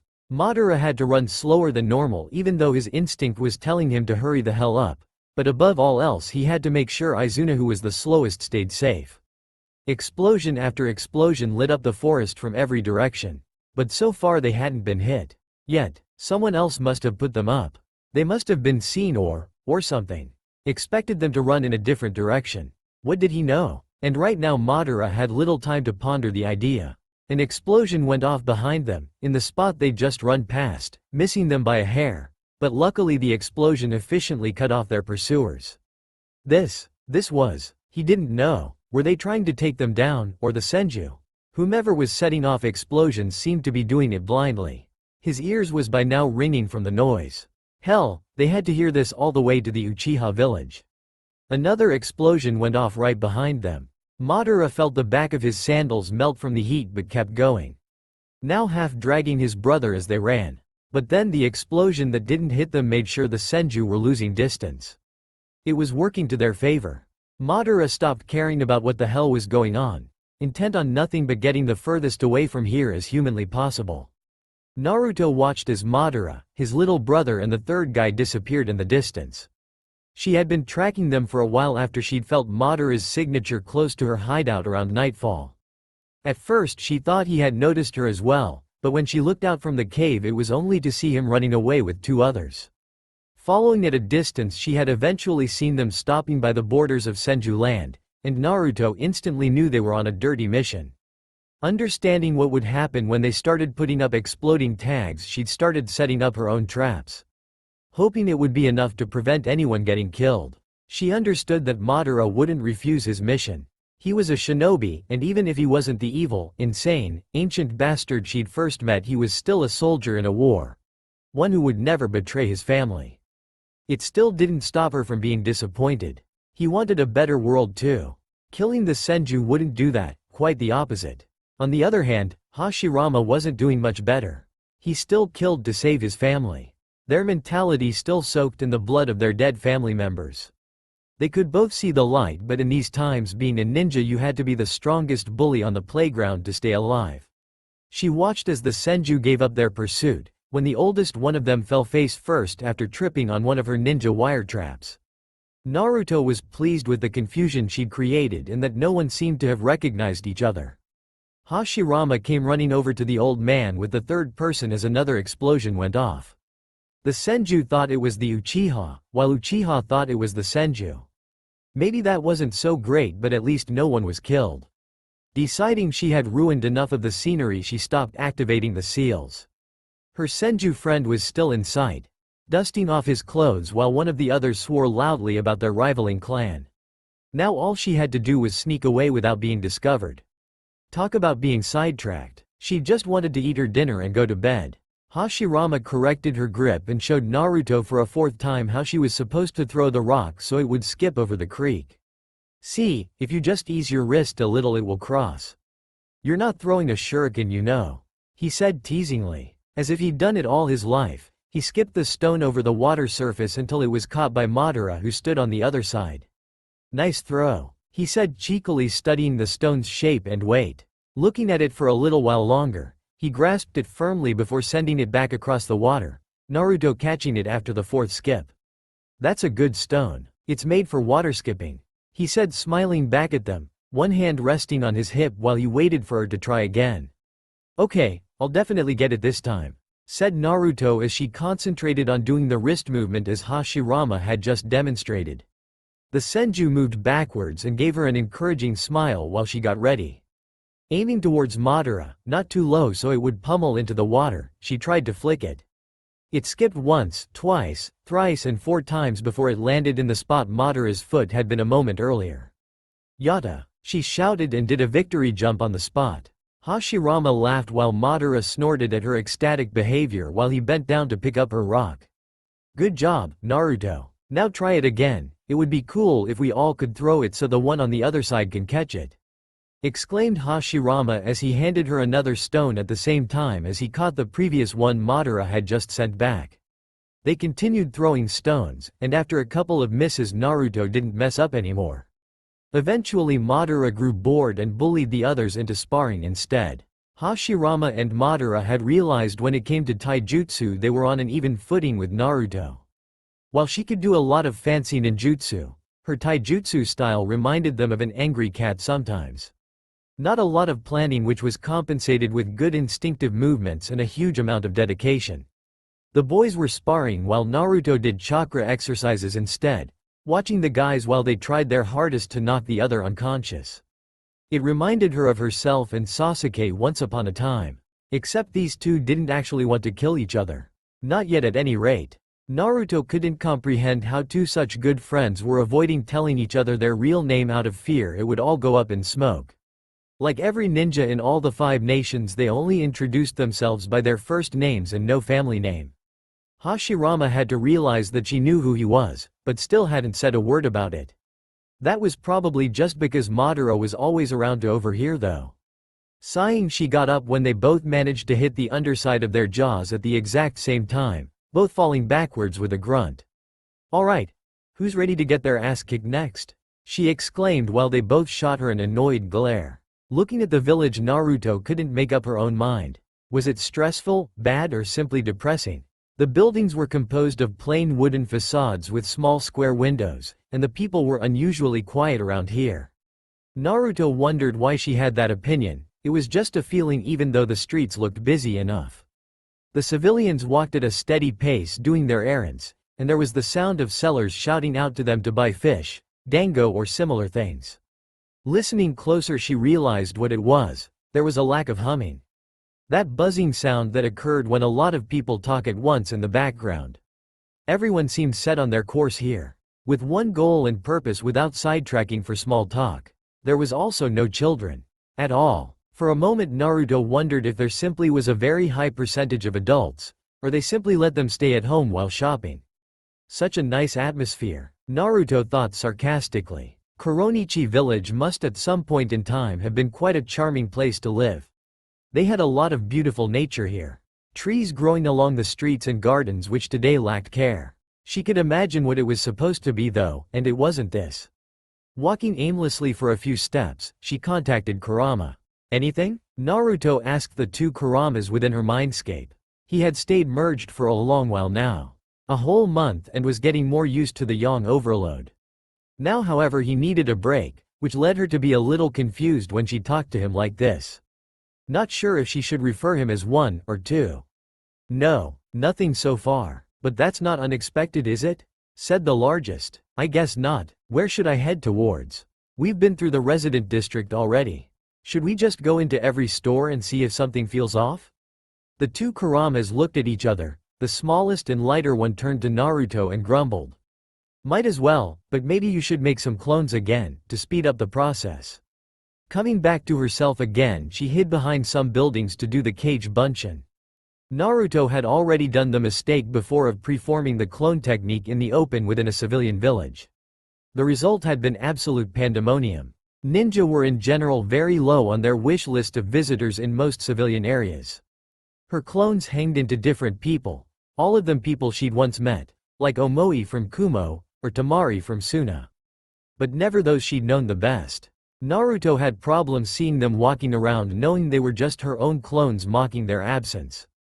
Seeing Karen and Genma walk into the first two stores, Naruto took the third while the rest scattered out after her. After an hour of looking through the village with the use of 50 clones, Naruto decided she had searched thoroughly enough. Black Zetsu was definitely not in Koronichi village. At least not right now. It's not like she had suspected him to be there. It was just tiring to keep this up without results. If Black Zetsu was around then she would feel his evil intentions even if she wasn't in Biju mode. She just needed to be close enough for him to register. Being faced with Kurama's chakra for so long with an open seal had made her better at sensing than she'd ever been in her previous timeline. It might also have something to do with the fact that she was growing up again. Growing while mixing her chakra constantly with Kurama's in small doses. At least that's what the fox thought. Naruto had never been good at understanding that sort of stuff. We had to move soon. Black Zetsu is not in these areas. Sooner rather than later we'll have to leave the land of fire again. I'd vote for right now, but I'm guessing you're not going to agree to that. The fox said as they headed towards the exit. She didn't like the idea, but she knew he was telling the truth. They had to search more efficiently. The way they'd been working before running into Itama. I know, we've been combing the areas around the Senju and Uchiha village all the way up to Koronichi village for ages. Still, I can't leave. I said I was going to become their friend, and friends don't leave without a warning, you know. The largest fox rolled his eyes, while the smaller one grumbled in annoyance. Why not? I swear you humans are too damned emotional, even the stoic ones who usually turn out to be the worst of them all. Go back to the river and say bye to the boys. I'm not leaving right now. I said I had to make sure Madara's brother stayed alive, didn't I? So you're going to abandon the search for Black Zetsu to babysit a brat? Seriously, Naruto. Get a fucking grip. There's only so much you can do. We'll come back as soon as we capture Black Zetsu. Kurama growled as she passed through the entrance gates. I'll have to say goodbye first. I can't just disappear. You know, I think this might be the reason some of your siblings have a problem with you. I'd be pissed if my brother just took off without a word. Kurama snorted loudly, clearly disagreeing with that theory and still looked as undeterred as ever. Fine brat, but it'll have to be soon. We have yet to find a trace of that ink blotch. Madara walked home from the creek after his meeting with Hashirama. It was late afternoon and they'd spent a long time skipping rocks to one another. Naruto hadn't showed up today either. She'd been gone for a few days now. Hashirama had been teaching Naruto how to skip stones lately, and the girl had gotten good at it quickly. The boy with the idiotic haircut was a better teacher than Naruto by miles. Madara smiled as he reminisced about the day. After skipping rocks and understanding that Naruto wasn't going to show up, Hashirama and he had done a lot training before finishing the day with a spar. It had been a tie, both knocking out the other. Sore and bruised again, but in high spirits. Madara chuckled as he thought of their rivalry. For some reason it had intensified after Naruto showed up, both stressing to catch up with her, which led to them both getting stronger in record time. He had improved in leaps with his wind element, the leaf having finally severed earlier that day. Madara just wished Naruto had been there so he could have rubbed in how good he was. It felt like an entirely different world down by the stream, like that Tasuki no Mi Naruto had told them about. Where things just went like they themselves desired it to. He chuckled to himself at the idea, but then turned sad at the thought of Hashirama and Naruto not being real. He wondered when he'd become such an emotional pansy. He must have been spending too much time around Hashirama and his constantly switching mood. "Big bro," came a voice of his little brother from in front of him. "Oh, Izuna, what's you?" He trailed off at the serious gleam in his brother's eyes. Do you want to go home together?" Hashirama left the house after his father dismissed him. He was at an utter loss for what to do. They knew about Madara, and Madara was an Uchiha. According to his father, he was one of the people who'd killed his clansmen. Not sure if he should crumble into a ball and sulk, cry or be furious. He looked around. What was he supposed to do now? Spy on Madara as his father had commanded? Kill him? There was no way he could do that. And Naruto? They didn't know about her. When Tobirama was spying on them, he must have been there one of the last few days, when she'd been absent. If only it had been Madara instead. He took out the stone he still carried from earlier in the afternoon. He was intending to throw it as hard as possible, he just wanted to break something. There was so much anger inside him. Madara was an Uchiha, a damned Uchiha. Why couldn't he have been of the Hagoromo clan? They at least weren't the Senju's archenemy. Desperation gripped him, and for a moment he was blinded by white hate as he clutched the stone. Then he thought of Madara again, and he was so very sorry. Sorry that he would have to betray his best friend. He couldn't go against his family, they had a right to be angry just as much as the Uchiha was. But Hashirama still felt like some part of him was crumbling. Gripping the stone hard, hoping it would crush just to ease some of his tension, he felt himself calm down. This was a perfect stone. Madara had called it made for skipping. Maybe he could do something about this. Even if his dad and Tobirama went with him tomorrow, he might just be able to warn Madara without being caught. Standing on the opposite shore, Madara met Hashirama's eyes. The brown-haired boy seemed tense as he looked back at him. It didn't help when he smiled uncertainly and waved. "Hi Madara, you know what? Catch this," he said and took out a stone from the inside of his pocket strapped around his leg. It was something both of them had picked up from Naruto's strange fashion sense. Hashirama looked from side to side. Was he looking for Naruto? "Just hang on, let me find a stone to skip over too," answered Madara and looked around for a suitable stone, the perfect stone he'd found last week that Naruto had lost amongst the rocks in the river during one of her failed attempts. Grabbing after one that looked flat and smooth, he leaned up again and grinned back at Hashirama, pondering why he still looked like something had been stuck up his ass. "You know, this would be a good way to greet each other," said Madara, throwing the rock in the air a few times to test the weight and form while Hashirama looked on silently.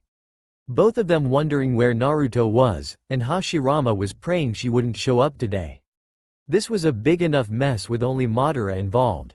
"Sure," answered Hashirama, and they got their respective stones ready to be skipped.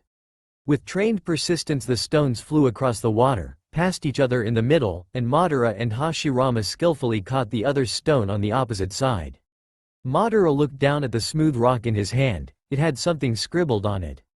Curiously, he wondered what it said and suddenly felt his blood run cold. "Leave now, it's a trap," was scraped into the surface of the stone.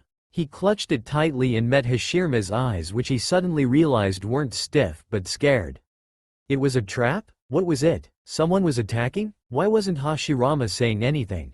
Why had he scribbled it on a stone? Madara felt his stomach twist as the meaning sank in. It meant he couldn't talk. It meant they were here. "You know, I just remembered I have stuff to do. See you another time, Hashirama," said Madara and turned on the spot. Hashirama copied it him and with a strained expression. "Sure, I don't want to keep you," he shouted. At the same moment they leapt away from each other. Madara's mind racing in confusion and fear. At that moment he felt movements behind him. Someone was running after him across the water. Looking over his shoulder he saw them.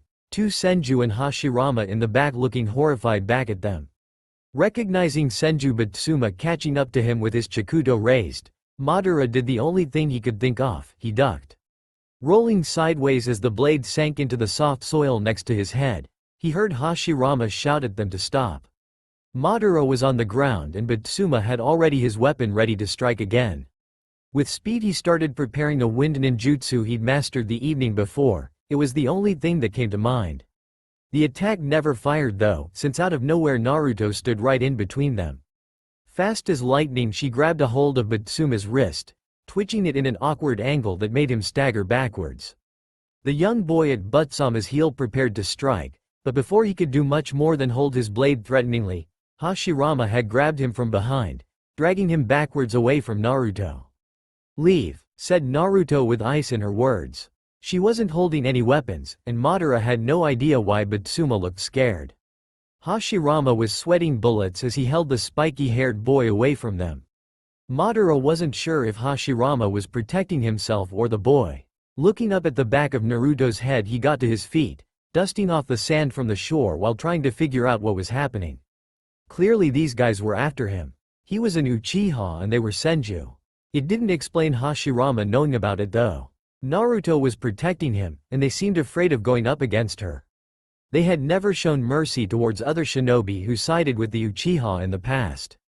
So why did they completely ignore Hashirama and look hesitant to attack Naruto? Looking from the armor-clad Senju man over to Hashirama he started feeling sick. It couldn't be. That Hashirama was. "I said leave," growled Naruto so coldly Madara was taken aback. Naruto was one of the two cheeriest people he'd ever met. He'd never imagined she could make such a sound. Butsuma got a grip on himself and had his sword prepared to strike again. This time at Naruto. "Dad, stop it. Naruto has never done anything. She saved Itama," Hashirama shouted desperately from behind him. Madara swallowed looking back at Hashirama.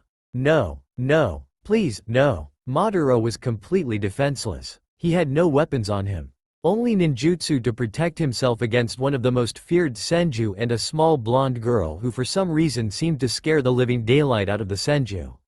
"Naruto? This is Namikaze Naruto? Why the hell is she protecting the Uchiha brat?"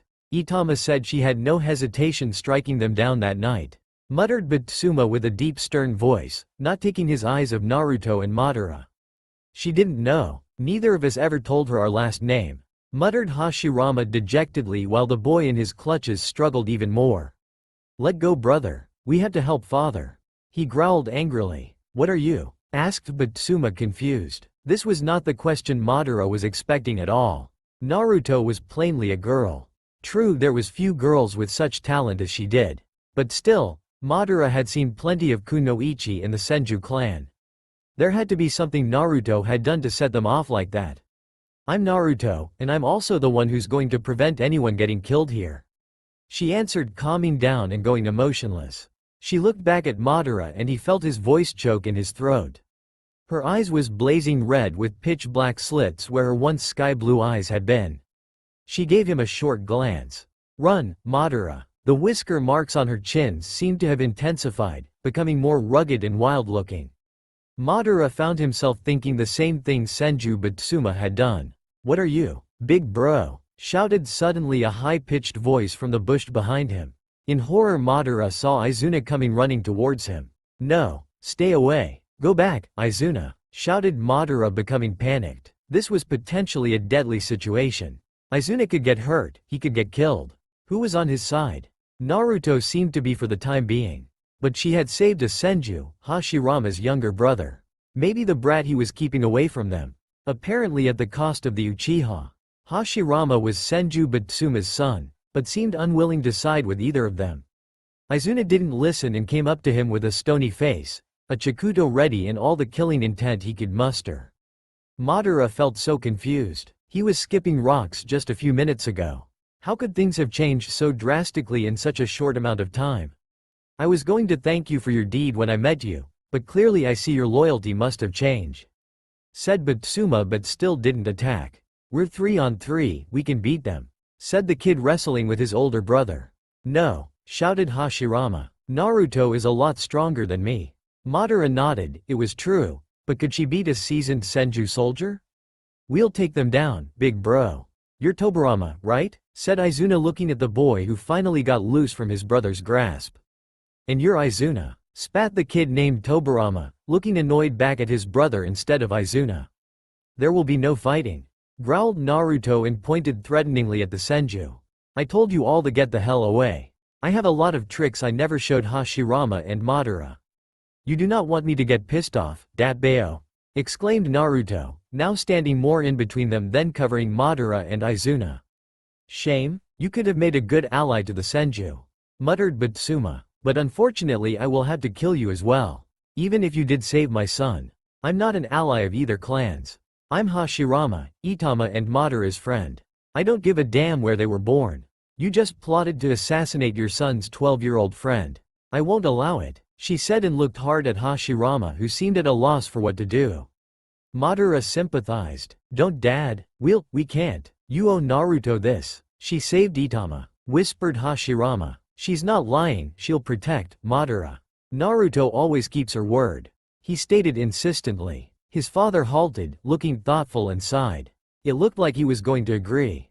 You're a Senju? Said Madara, looking torn over at Hashirama, finding his voice at last. Hashirama nodded, looking hard back at Madara. Then it was just an illusion after all, muttered Madara. Shifting from foot to foot, Naruto turned her head towards Madara instead. Her odd eyes unnerved him, he couldn't look at them. They made her look like some sort of demon. I guess we were just fooling ourselves. Konoha is just the Tsuki no Mi. Just a child's dream, he added, looking down at his feet. He was seeing his mother getting stabbed over and over again inside his head. But Tsuma looked so much like his brother it was painful. Both had that emotionless face. His face twisted in worry as Hashirama gesturing wildly with his hands while shouting, "No! You can't give up, Madara," Naruto said with trepidation. "I can't forget, I won't forgive. The Senju is the worst of them all," Madara muttered through gritted teeth. He felt his eyes burn, like they were about to catch on fire. His hands was clutched into fists so tightly his knuckles was going white while he tried to stop the fire from hurting, to calm himself down. Slowly he looked up, and Hashirama's mouth opened in shock as Madara's eyes turned from black to blood red right in front of them. "The next time we meet Hashirama, it will be on the battlefield. And then you will address me as Uchiha Madara," he shouted furiously. "No," said Naruto, looking afraid for the first time, her eyes trailing from Madara to Hashirama. "Your eyes? Brother, your eyes are the Sharingan," exclaimed Izuna, looking up at him. "Stop it, Madara, you said you were in," said Naruto, clearly getting angry again. "I was wrong," answered Madara and finally looked her in the eyes. "You dream of a place where Senju and Uchiha get along. Did you know? Did you know who we were? Was that why you tried to manipulate us?" he said, getting angry at her instead. "I never made you do anything. You were friends long before I came into the picture," Naruto shouted back. He looked swiftly away from her unnerving eyes. She didn't look like Naruto when she had those. Just another hateful red glare. Madara had enough of those at home. "You can go wherever you want. You have no one to tie you down. You will never understand the pain like we do. Can you imagine trying to be friends with the ones who destroyed your village? Killed your friends and family? I'm not seeing you make much of an effort to be friends with them," he said, pointing at Naruto accusingly. "You don't know what the hell you're talking about," answered Naruto so furiously Madara stepped backwards. Her eyes seemed to blaze even harder than before. "Does this mean you're on our side?" asked Batsuma, looking amusingly at the blonde.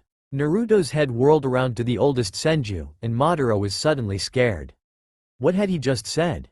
Of course Naruto knew what it felt like to lose someone. He just made his only ally angry with him. This was Naruto, of course she didn't manipulate, she was just being her usual self. Trying to grasp at hope. Continuing the now dead dream. "No, I'm not taking either side. Whomever attacks will get knocked unconscious," she said, frustrated. Batsuma smiled skeptically, he looked like he didn't take her seriously anymore. Madara was also uncertain Naruto wasn't just boasting to scare everyone. Her eyes didn't seem to do more than confirm how pissed off she was.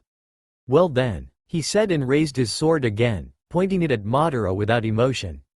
"I'll deal with this myself." A pop was heard from the other shore. Everyone looked over in the direction of the sound, where a cloud of dust was swirling. As if a cage bunchen had just evaporated, and then they looked back to the blonde again. Unnerved, they all watched as Naruto's eyes transformed into a new form. Going from slits to a thick horizontal line. The glowing red turned into yellow, and suddenly she was gone and Batsuma lay unconscious on the ground. The movement had been so fast Madara barely managed to track it with his eyes, and even with the Sharingan he hadn't caught half of it. The remaining 4 people tensed up as she looked away from the unconscious Senju to Madara. "I suggest you leave, Madara," she stated harshly, sounding more like an order than a request. These eyes weren't as terrifying as the last ones, but something about them screamed power. He could see it with his Sharingan. The air around her eyes seemed to tremble, and red markings had appeared on her eyelids. Not answering, just nodding and grabbing Izuna, Madara left at a sprint. Pissed out of her mind, Naruto watched Madara's retreating back. This was so not how she wanted to say goodbye to him. She let go of the strap of Batsuma's armor so he fell gently to the ground while releasing her senjutsu. This was something she still struggled greatly with, not as much as the Kyuubi chakra, but still enough to make her sore all over. It had been necessary to take down Hashirama's father without anyone else getting hurt though. Hashirama came slowly forwards while little Tobirama was looking open-mouthed at her with scared eyes. It was so odd to see the boy who later became the second Hokage tremble in fear. Hashirama didn't say anything as he looked down at his father, only relieved to see he was only knocked out. "What did you do?" he asked while bending over his father to see what had made him black out. "I just hit his neck. It's enough to knock anyone out for a little while. He should be awake in no time," she said looking back at him. Hashirama was glad to see her eyes had turned blue again. "What will you do now?" "I'm sorry for this. I didn't know Madara was an Uchiha," he said with worry. "Does it matter that he is an Uchiha? Isn't this what we talked about? Members across clans getting along, being best friends without any hate?" she said, ignoring his first question. "I know, but now, you just made yourself very unpopular amongst my clan," he said, peeking up at Tobirama who had collected himself as he listened. "I know, but it was necessary. I'll be going away now, anyway. I was actually coming here to say goodbye to you both." "What? No, you said you would never give up," he exclaimed as Naruto started turning away. She halted and looked back at her friends with a determined expression. "I haven't. I will do everything I can to stop this. But right now, there's nothing I can do. I need to grow stronger. Madara will, and you too, Hashirama. You'll forever be one of my precious people. You do your part, and I'll do mine. But before I go, there's one thing," she said and lowered her voice so only Hashirama heard her. "Madara loves his brother. Make sure he doesn't get killed, or Madara will never come around. He loves his brother more than anything, and you've heard of the Uchiha curse of hatred, right? Will you do as I ask?" she asked silently. Hashirama nodded dejectedly while Naruto put her hand on his shoulder. "You'll be great Senju Hashirama, and we'll build Konoha like we dreamed. It might just be a little later than we wanted. Be safe, Naruto. Come back soon, okay?" Hashirama said sadly, his eyes glazed as he looked back at her. Naruto chuckled when he for once didn't crumble into a ball since he didn't get his way. "I'll be back as soon as I can, Hashirama. Keep your family safe, and we'll knock some sense back into Madara one of these days. Say hi to Itama from me, okay?" she said and smiled widely. Hashirama couldn't help but feel his spirit rise again, while a tear escaped from the corner of his right eye. "Yeah, I might just do the whole job before you come back. In fact, I'll start the next time I see him." Naruto laughed loudly, and with a nod towards Tobirama and a small, "thank you," to Hashirama, she disappeared as fast as she'd arrived. Madara was walking as fast as he could without actually running, which meant that Izuna, who was both shorter and Hei, had to jog to keep up. It wasn't the tempo he was worried about though. "Big bro, why aren't we running? He's down, we should run before he can wake up," Izuna exclaimed as they moved over a large stub inside the forest, slowly gaining more and more distance from the shore. Madara was thinking too hard to listen to him. Hashirama was a Senju, and Naruto had attacked the Uchiha at least once. Still, neither had wanted them hurt. That was something at the very least. "What were you doing there, Izuna? You were hiding in the bushes." Madara snapped and looked hard at his little brother. It was unfortunate that Izuna was here, since that meant there was no one else Madara could be angry with. Izuna looked worriedly up at his older sibling, his eyes still having that serious gleam. "Dad told me to trail you. You've been out so much lately, big bro. He wanted to make sure that Naruto girl who borrowed our book was safe, so I went to spy on you yesterday and today. We were trying to figure out who the other boy was. I guess we know now," he finished uncertainly as his brother's eyes went hard. Spy? Shit, am I in trouble, Izuna? He asked, looking away as they started moving through the thicker part of the forest. Izuna was unsure how the situation was now. He couldn't imagine Madara being punished for not knowing the name of who he was sparring with, but he had still been spending a lot of time with their number one enemy. I don't know. Tobirama had always been the best at strategies amongst the Senju brothers. He'd proven this very early when he'd led the younger shinobi of the clan to victory against 4 Uchiha at the age of 9. It had been thanks to his keen observation skills more than his ninjutsu abilities that had saved the 6 children's lives, all of them younger than himself. This was also why he was studying his brother's every move today. They were heading towards the mountain pass southeast of their lands, where they already knew the Uchiha were waiting at full force. He knew now, since his brother had told him everything, that Madara was going to be a problem. He would definitely be there if what his brother had told him about his skills were true. Hell, Itama was going with them, for crying out loud. Their youngest brother had been just as upset about what occurred at the creek as Hashirama was, and furious at his brother for not telling him beforehand. Itama just couldn't imagine Naruto going against his father. Now, however, Tobirama was more worried about his older brother. There was no way Madara wouldn't stand with his clan. It would be a black day. He already knew it, and Hashirama had asked him to protect Itama, while Hashirama protected him.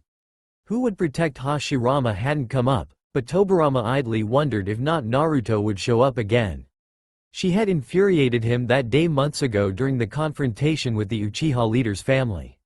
Looking back now, he respected her. She was exactly the same type of person his brother was. Refusing to let them attack each other. Wasn't that what Hashirama wanted as well? He always talked about sheltering the youngest from the horrors of the war. Not wanting them to go through what he and Tobirama had to deal with growing up. At the time, however, he couldn't believe he was being held down by his own brother while they argued, far less that Naruto had knocked down his dad in less than a second. But Tsuma was still highly embarrassed by that. Tobirama sighed as the mountain pass came into view, and behind them a wall of Uchiha members. Carefully he made sure not to look at their red stares. Meeting the eyes of an Uchiha was a sure defeat. He heard his brother's breath shudder, and knew he must have spotted Madara. He searched the row for a younger member with long spiky hair. There was quite a few of them. Eventually he spotted him next to Izuna. Frowning, he looked back at Hashirama. His brother's face had gone hard as they marched towards battle, all 51 of them. He wondered how many would return. "I'll protect you," said Hashirama suddenly. "Look after yourself, brother," answered Tobirama, but knew it would fall on empty ears while loving him all the more for it. "He's an enemy now, our clan comes first," said Tobirama. He knew it wasn't necessary, even if his father was still a little in doubt. "I know," his brother said with a steady voice. Hashirama looked across the distance to Madara's blank, emotionless face. He wondered for a moment if Madara even recognized him. He seemed as alien to him as any of the other members of the clan. The air was filled with killing intent. Uchiha versus Senju. Friend against friend. Brothers fighting brothers. This was the thoughts running through Hashirama's head as he ignored every warning his father had drilled into him and met Madara's empty, red eyes. The eyes of his bleeding heart.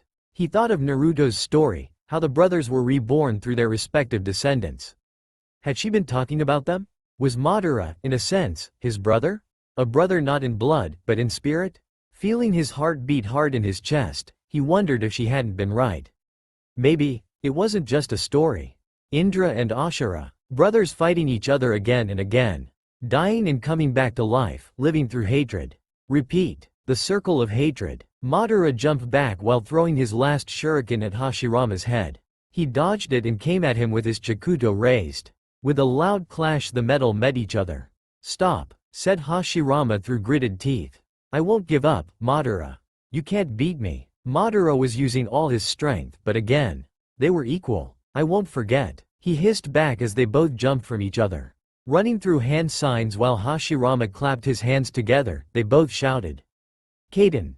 Great fireball technique! Mokuton!" Madara couldn't quench the shock that escaped as a gasp through his throat at the sight of the massive roots that clashed against his fireball. Several of his clansmen shouted in astonishment at the unheard-of technique. The wood broke and the fire died out. Madara and Hashirama stared at each other, both more determined than ever in their convictions. "You will never beat me." Hashirama stated with clenched teeth. What is that? He hissed back. My bloodline, Madara. And then hundreds of roots came rushing up from the ground, circling in on Madara, who panicked and shouted on pure survival instinct. Kaden. Phoenix Sage Fire Technique. The flaming balls of heat hit everywhere around him, halting the roots' approach while Madara continued. Kaden. Blast Wave Wild Dance. The spiraling flames clashed against the roots and crumbled them to ash. I won't ever forget. I'll take you down, Hashirama. Then remember our dream and come to your senses. That's all for now. If you enjoy, then please like, share and do comments.